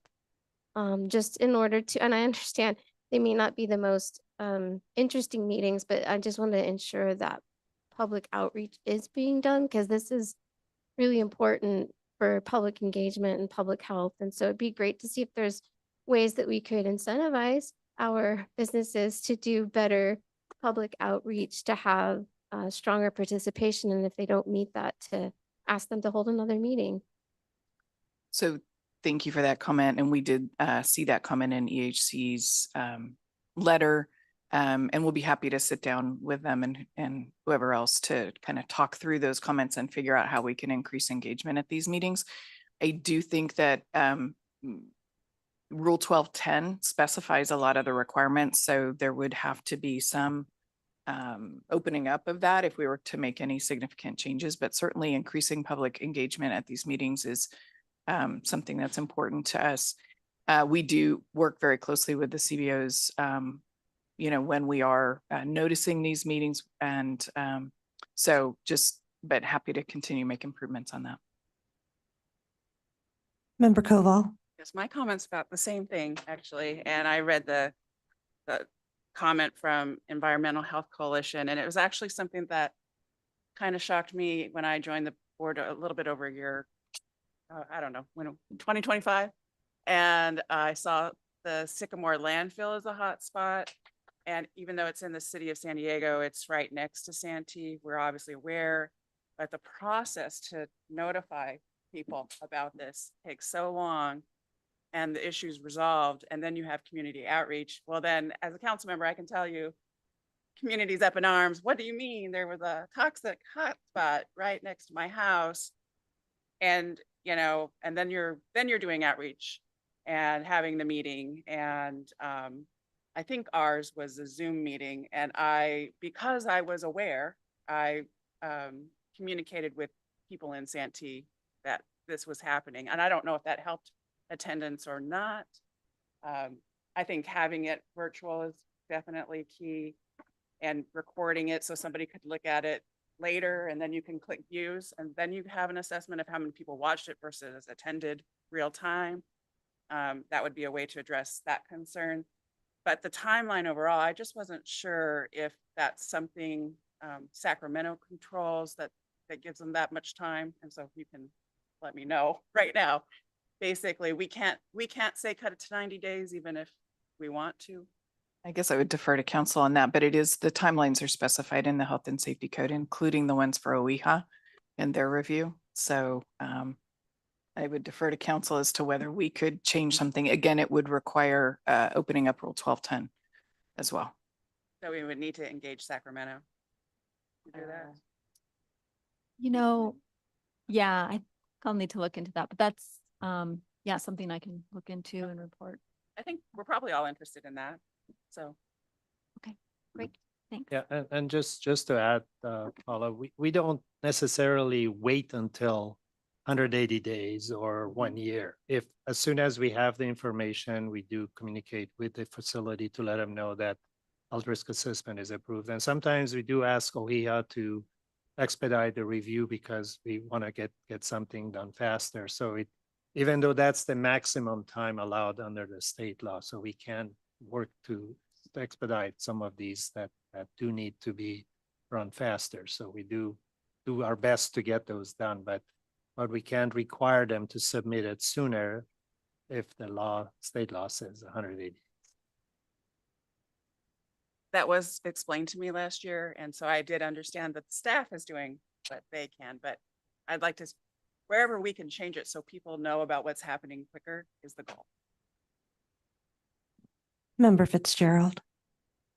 Well, thank you. So there was a lot covered here, but something did come to mind, and I actually want to commend the SDAPCD staff. They reached out to me regarding a development that was looking to, or a builder that was looking to develop close to an industrial area. And they were very helpful, gave me information that the developer omitted in their study. So that was really good. That was because of that, the brakes have been pumped, and we're hopefully not going to have a situation that Logan Heights faced when they built homes next to the industrial area. People started getting sick, and so the businesses closed down. And then so secondly, and I just say because I think say this as far as what we can do on from a preventative side is, as council members or wherever you sit, if you see something, there was another development that is coming, or it's being proposed, and it came through to the planning commission. The council approved to look into it a little further, but then the more I dug up, again, they had their independent person submit a report regarding any toxins, but somebody did file an appeal. I researched what they had, researched the report, and then I reached out to SDAPCD. They gave me the information, and then also other, where I could get some even more accurate information. So I really think it's really, upon us too, to, since we're aware of these things, to really look into it, because I'm pro-development, but public health and safety is very important. But I just did want to say and commend that staff is so helpful, and they referred me to other organizations And so we can better equip ourselves to be able to shut down projects, or if it's safe, to be able to move forward with it. Thank you.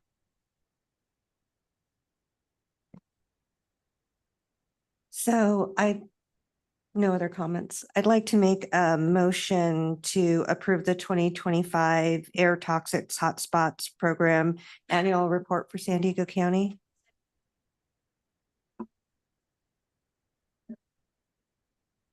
Sorry. So with motion by me, Chair Burkett Garcia, and a second by Vice Chair Aguirre, all in favor?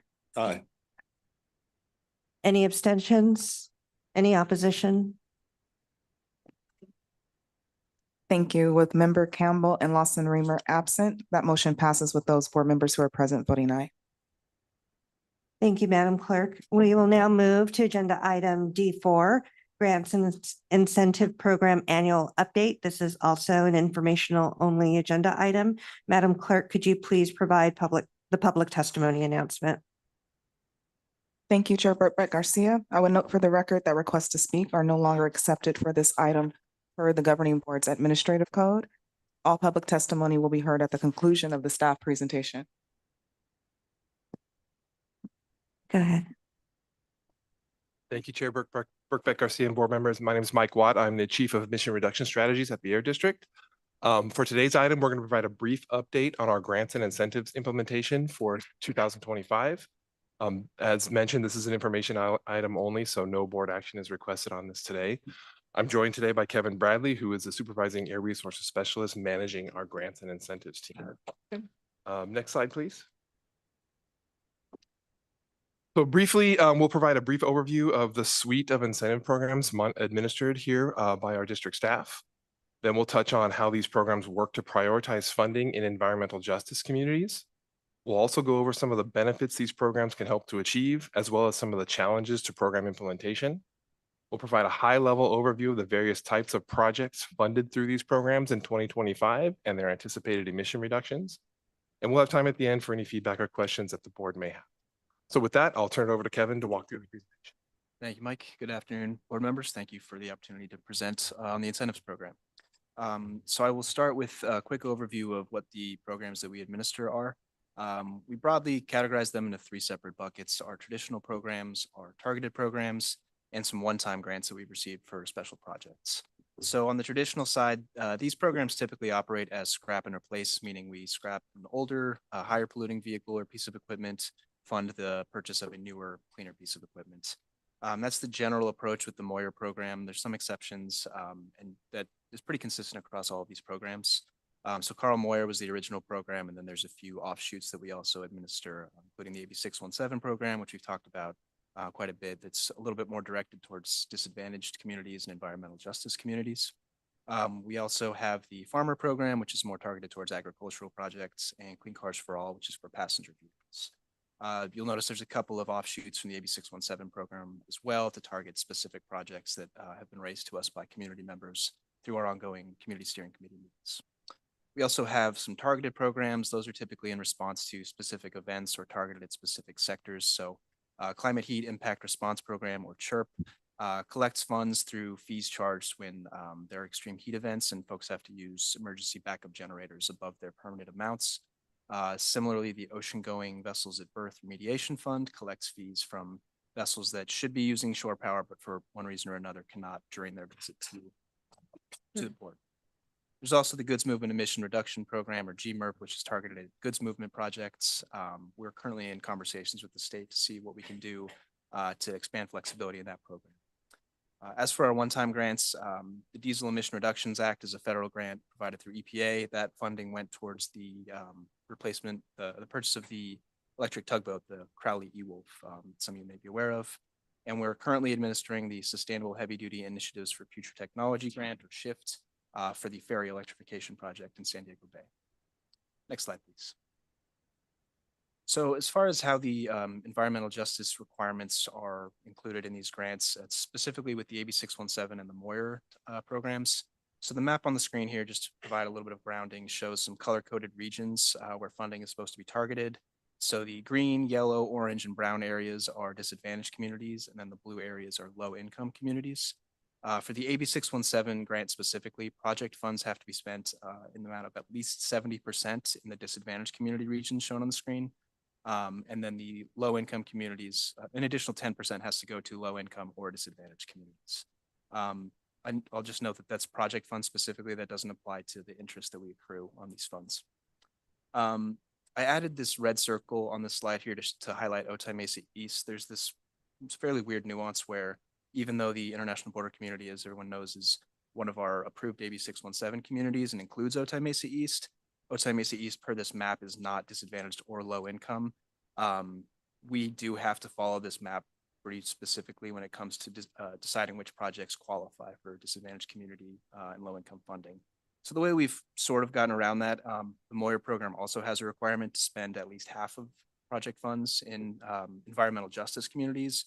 And we have the ability to define what that means for San Diego County. So we've included Otay Mesa East as a way to make sure we're still including that community in our targeted funding. Next slide, please. So these programs come with a lot of benefits. I think it was mentioned earlier that it allows us to take action on mobile sources, which is outside of our regulatory authority as a local air district.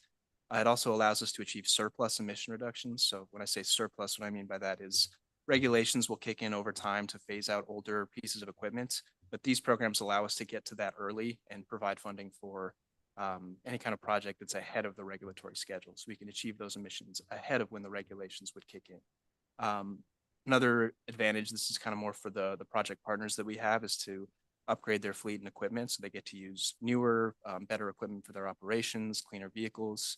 It also allows us to establish positive relationships with the partners that we have. Just to provide one example, you can see a picture on the top right of this slide of several charging stations with some electric school buses. That's up at the San Marcos Unified School District. They've done a great job of leveraging incentive funding to begin electrifying their school bus fleet. And their transportation director helped us put on a webinar about a month and a half ago to educate other school districts around the county about how to use incentive funding and how to begin the process of cleaning up their bus fleets as well. The programs also allow us to focus funding towards environmental justice communities, which I talked about a slide ago, and also just broadly facilitates the transition to electrification across multiple different sectors. Next slide, please. So along with these programs come plenty of challenges as well. There's eligibility restrictions when it comes to the types of projects that we can fund.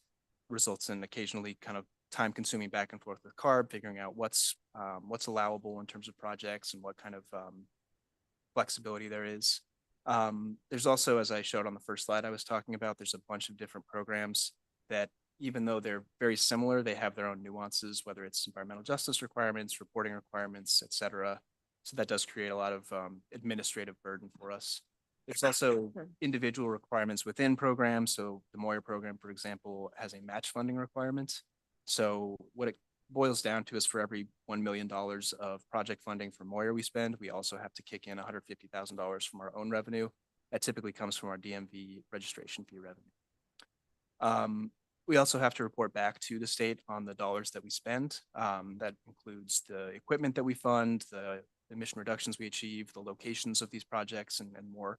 And each individual program has its own style of reporting. And so it's part of my staff and I's job to organize those reports. These programs generally operate on a reimbursement model.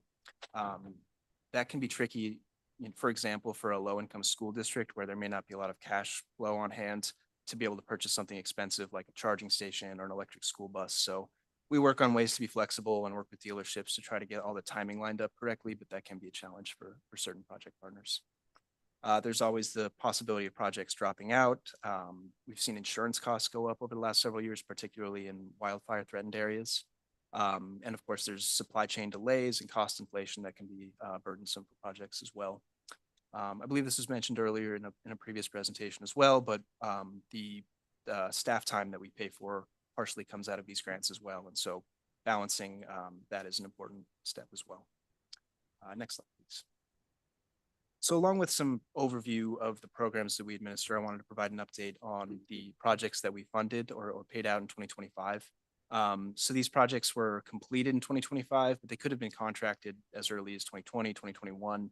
different projects take different amounts of time to complete. You can imagine a charging station project where there's construction, there's electrical work, there's parts to be ordered, there's installation labor. Those are longer projects, whereas maybe an off-road vehicle replacement is a rather quick process. So every project is different. But we were able to pay out over 30 contracts for over 100 pieces of equipment in 2025. They're broadly reflected on this map behind me with some icons to indicate what type of project it is. That included 26 off-road projects, 43 trucks, 29 school buses, 3 hovercraft, and 2 infrastructure projects to total over $26 million expended. We achieved emission reductions we project the emission reductions over the lifetime of these projects to be 155 tons of nitrous oxides, nitrogen oxides, 13 tons of reactive organic gases, and 7 tons of particulate matter. What that comes out to kind of give that some context is it's equivalent to if we removed about 45 million miles of heavy duty truck traffic from the road. So really excited to see those emission reductions and to continue that momentum moving forward. Next slide, please. We also have our Clean Cars for All program, which is, as I mentioned, targeted more towards passenger vehicles. The program offers up to $12,000 to scrap 2009 or older cars for either a clean electric car or some other mobility option. It's open to all residents of San Diego County based on some income eligibility requirements. So in 2025, we expended about $3.4 million to replace almost 300 older vehicles to the tune of 4.5 tons of anticipated emission reductions. And that program is still open. We have about $10 million remaining in project funds with 27 dealerships participating in the program. So we encourage folks who are interested to get the word out about that program as well. Next slide, please. Okay, so this slide looks very similar to the slide 2 slides ago. So let me provide some context. So this is actually reflecting the applications that we received during our solicitation in 2025 that we chose to move forward with awards for. Again, the map shows project icons that are superimposed over the general location of those projects. We selected 106 projects for awards in 2025, 19 charging infrastructure projects, which put a pin in that I'll come back to in a moment, 29 off-road projects and 59 on-road projects. Over $42 million was committed to these projects. So the projected emission reductions, if you were noticing the numbers on the last slide compared to this one, the emission reductions look lower on the slide despite the higher dollar number. The reason for that is those charging stations. They don't provide direct emission reductions like the way a vehicle replacement would, but the way we think about it is it's an indirect emission reduction in that we're providing future capacity for more electrification projects. For example, one of the barriers to adopting electric trucks, especially heavy duty trucks that we hear from operators, is that they're not sure where they would charge their vehicle. And so part of the investments that we made in 2025 was to expand truck depot charging and things like that to try to remove at least that barrier from electrification. Next slide, please. So we also just finished up our 2026 solicitation just a few weeks ago. We received 230 applications, so more than double what we awarded in 2025.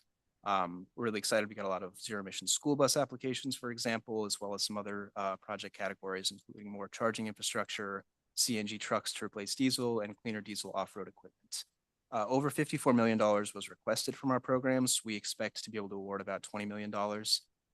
That 54 million number does come down as we evaluate projects for eligibility, as we evaluate maximum grant amounts based on the emission reductions that those projects achieve. So those are the next steps for my team and I, is to review those applications to see which projects are eligible, determine how much money they qualify for, and then assign those projects to various funding sources in those programs that I identified on the first slide. Next slide, please. So that is the end of my brief update. Available for questions, feedback, anything like that. Thank you all for the opportunity to present. Thank you. Madam Clerk, are there any members of the public that wish to address the board on this item? Thank you, Chair Burke Garcia. We have one member of the public that wishes to address the board on this item. Jasmine Vargas.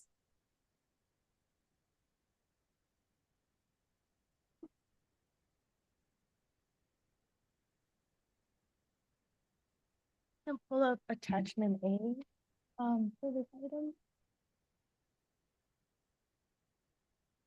Yeah.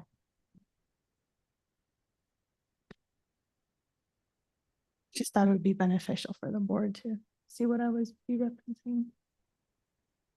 No, I have to find it. Item D4, attachment A was on the agenda. That makes it easier.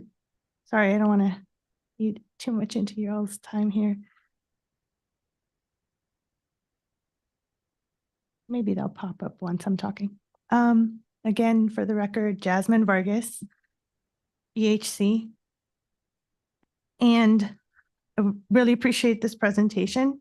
EHC has been very supportive specifically of the zero emission truck pilot program for many, many years. And as Portside CSC members, we're really invested in how that can help us meet our CERP goals. I did some number crunching. Thank you. That's exact. Oh, it's so little. Sorry. I did some number crunching. I thought it'd be helpful to hear. Schools got about $9.8 million. Port got $5.6 million.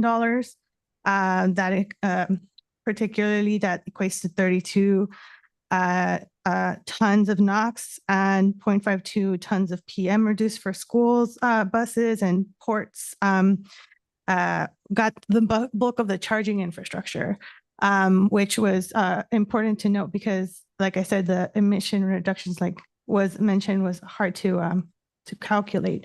However, what you don't see here is zero emission trucks being funded. So the zero emission truck pilot program has been just grossly undersubscribed. This is something that was shared to the Portside CSC. And in part, a lot of the funding was taken from that program to fund these port projects and infrastructure as a way of making sure that the Portside communities were still getting some of those emission reduction benefits.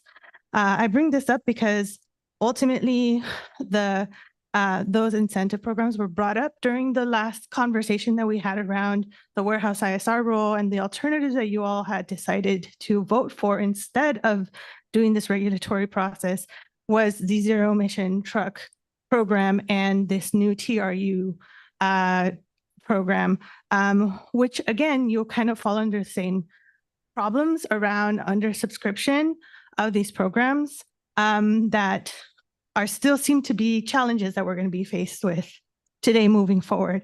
I also wanted to highlight that even though those one of those programs, the truck program, is currently, live, there's going to be a lot of challenges to be able to start that program to actually meet some of those proposed emission reductions that would have, quote unquote, been the same as if the warehouse ISR rule would have gone done. And you're not going to see those programs be rolled out until, and this is according to the white paper, 2028, 2029, which would have been around the time the warehouse ISR would have gone live. So for those of you that were trying to support the incentive programs as a way of doing this faster, I want you guys to reconsider your position with this information, knowing that the incentive programs, particularly for the trucks, have been historically undersubscribed. Thank you. Thank you. That concludes public testimony on this item. Paula, did you have a comment you wanted to make or a clarification on anything? Yeah, just quickly on regarding the zero emission pilot program, those funds are separate and dedicated for that particular project. There wasn't funding taken away from that project to support the projects that we see here. So there was a dollar amount, I think I want to say it was $4 million that was allocated for that program. About half of those funds have been either contracted or paid out. And so there's another $2 million available in that pot currently. But to Jasmine's point, there has been challenges in getting uptake in that particular program, and something we want to keep working on to try to make sure we can get additional participation. As Kevin mentioned, some of that is we're trying to address through providing funding for additional charging infrastructure to help kind of remove that as a barrier going forward. Do any of my colleagues have any comments? Vice Chair Aguirre? Thank you, Madam Chair. Just a quick question as it relates to the program for school buses. You mentioned San Marcos. Have any of the South County schools applied? School districts? We have gotten application. This is off the top of my head, but Chula Vista, who am I missing? Just Chula Vista? I know we've had some conversations with San Ysidro, but as Kevin alluded to, one of the issues we run into with some of those school districts is that ability to have upfront budget to be able to Yeah, make that reimbursement. Trying to go Right. towards. And so one of the things that Kevin has been working on is trying to convert those projects into more of a voucher-based program so we can work directly with the vendors so that the school districts don't have to float that grant funding. That's Yeah. something that conversations we're having with CARB to see if we can make that work, but that's one challenge we've identified for some of the smaller school districts. We did also receive some interest from San Diego Unified Schools, which do serve some of the communities in South Bay. They received some funding through the state for a significant number of their buses. And so we're trying to supplement that to make sure we can push those dollars even farther. I don't know exactly which routes those buses serve and how many of them are serving schools that are in the south part of their jurisdiction. But as Kevin alluded to, that partnership with the San Marcos Unified School District was super helpful in having this workshop that we had prior to the solicitation that led to significantly more applications coming in. But how many of those are from South Bay schools? We'll have to take a look at. Yeah, I would appreciate a look into that because I'm thinking specifically National City, Chula Vista, San Isidro, South Bay Union School District just closed a school because of their lack of resources and other factors. But I'm just thinking it's an issue of equity, right? And these schools, you hit the nail on the head. They don't have the same resources. So how can we overcome some of those barriers for school systems or districts that have, much less resources than those perhaps in other areas of the county? Thank you. Member Gomez. I had a question. In regards to the overall report, I was interested, or maybe it's a later conversation, but I would love to hear a little bit more on the update of the port's MOU in relation, because some of that money for engagement was incentives, right? So I'm assuming that those incentives are grant incentive. It should be part of this. So can you talk a little bit about that? How is that going? What's the participation? Yeah, so two pieces to it. The one is the zero emission truck pilot, which was already in existence. And then there is the opportunity under the MOU to add more funding to it if we are able to exhaust the current 2 million that we have left in that program. We are also in the process of launching a zero emission cargo handling equipment for operators at the Port of San Diego to replace diesel powered operations with electric. That project plan, we're in the process of finalizing that. We need to get it translated to Spanish and distribute it to the steering committee ahead of the July meeting. So those are kind of the next steps there. Those are the two big incentive pieces of the Port MOU. Am I missing anything, Mike? No. Can you tell us a little bit more if part of it is to staff? And you said 2 million have been spent. What did the 2 million get us? Like a truck, 2 trucks, 3 trucks? What is that? More than, I'd have to look for the exact number. It's somewhere in the probably less than 10. I mean, those trucks are pretty expensive, so that Yeah. $2 million, doesn't buy a ton of vehicles. But that's one of the things that we're trying to look at with these project plans, is making sure we can stretch those dollars as much as possible. But yeah, when you're talking zero emission trucks, you're typically looking at, I think our program funds up to 90% or $250,000 of the cost. And so as you can see, that those things are pretty expensive. But yeah, we can look into the actual number of vehicles that have been a part of that program so far. We're also planning to provide an update on the Port MOU at the August board meeting. Okay, that would be great, because I'm just trying or to. October board meeting. And future meeting. That would be great. Thank you. I guess I'm just trying to get an understanding of, at the end of the day, all these different efforts, such as the Port MOU, is to get us to reduce emissions. And if we're not getting there, like evaluating it sooner than later, would be a very critical conversation that we should be having. And if we're having issues with SEF, then should we be doing something different? But then that piece of information would have been, I think it would have been helpful in previous conversation that we had related to the ISR. It's just because one links to another, right? And it's just, feel like we're having isolated conversations overall. So, yeah. And then the other question that I had, and related to SEF and just electrification overall, I know that trucks and the infrastructure and the need it's a real thing. It's a real challenge, but just infrastructure for electrification, whether it being individual vehicles versus trucks, I think that's like a real challenge, right? And are we, and I'm glad to hear that we're trying to have a little bit of a better coordination and maximize the dollars with other jurisdictions that might have a little bit of money. So I'm wondering, are we also coordinating with Sandex? Did they also have electrification infrastructure dollars, right? I know those are for vehicles, but I don't know if they're for trucks. We have previously, I think it wraps up this year, had a partnership with Sandag on electrification for like multi-unit family dwellings and things of that nature. So there has been some efforts coordinated with Sandag on those.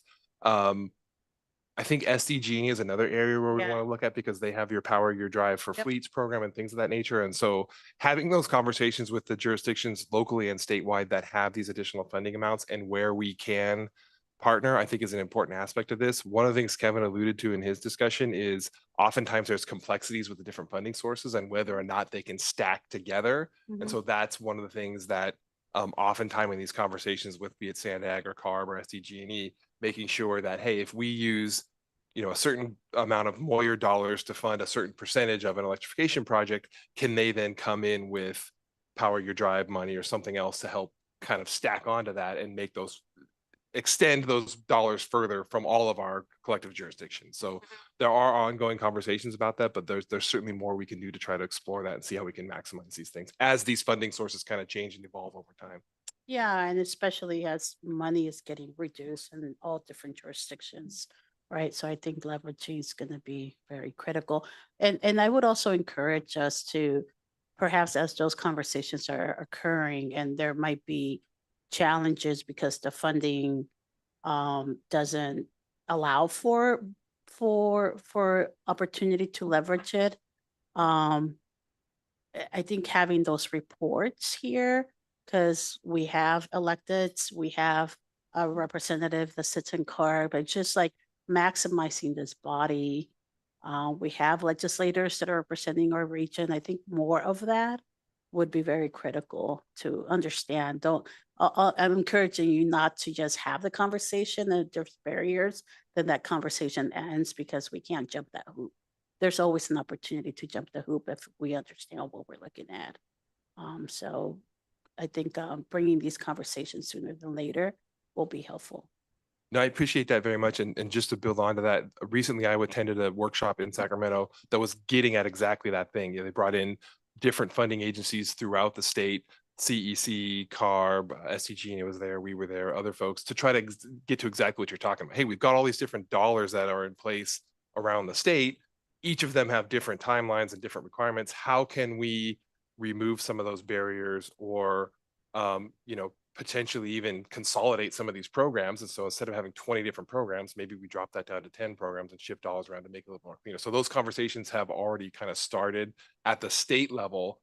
But I think your point, and I would agree with it, is let's kind of have those conversations here locally too, and look at just individually how we can do that. And then if we identify barriers, work with, the collective group that we have here and others to try to make sure we can overcome.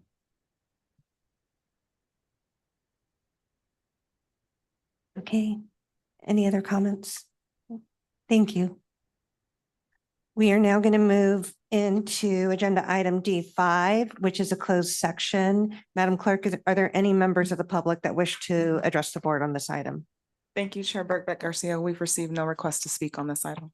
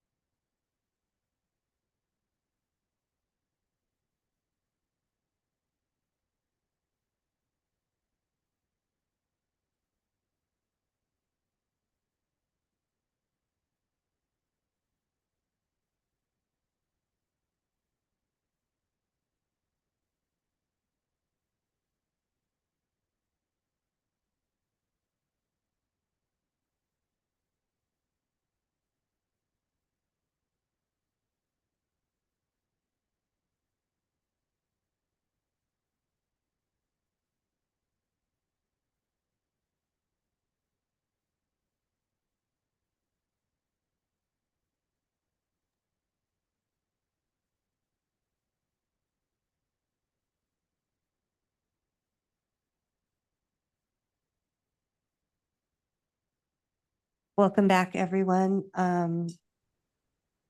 Council, is there anything, it says here reportable matters, anything from the closed session? There are no reportable actions from closed session. Great, thank you.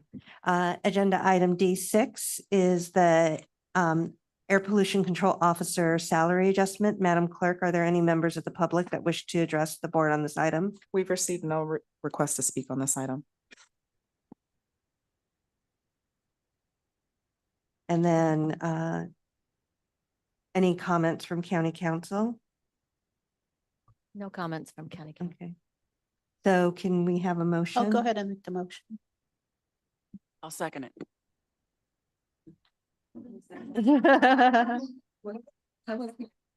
I was gonna ask, what's the motion? To increase 4% the salary of let's see, no, 5%. Substitute I'm sorry. motion. It's fine. Sorry, 5%, sorry. Sorry. 5%. I got stuck in the conversation. 5%. And I'll second that. So with a motion to increase our APCO's salary by 5%, with the motion made by member Gomez and second by member Koval, all in favor, say aye. Aye. Aye. Abstentions, opposition? Thank you. Yeah, with members Bush, Campbell, Fitzgerald, and Moreno and Lawson Reamer absent, that motion passes with all board members who are present voting aye. Great. I just wanted to let the public know that unfortunately we have some members of the governing board that have a meeting that they have to get to. And so agenda items E will be emailed out to the board, the APCO's report. Great. Thank So we will adjourn today's meeting. Our next meeting will be August 13th at 2 p.m. Thank you. Thank you.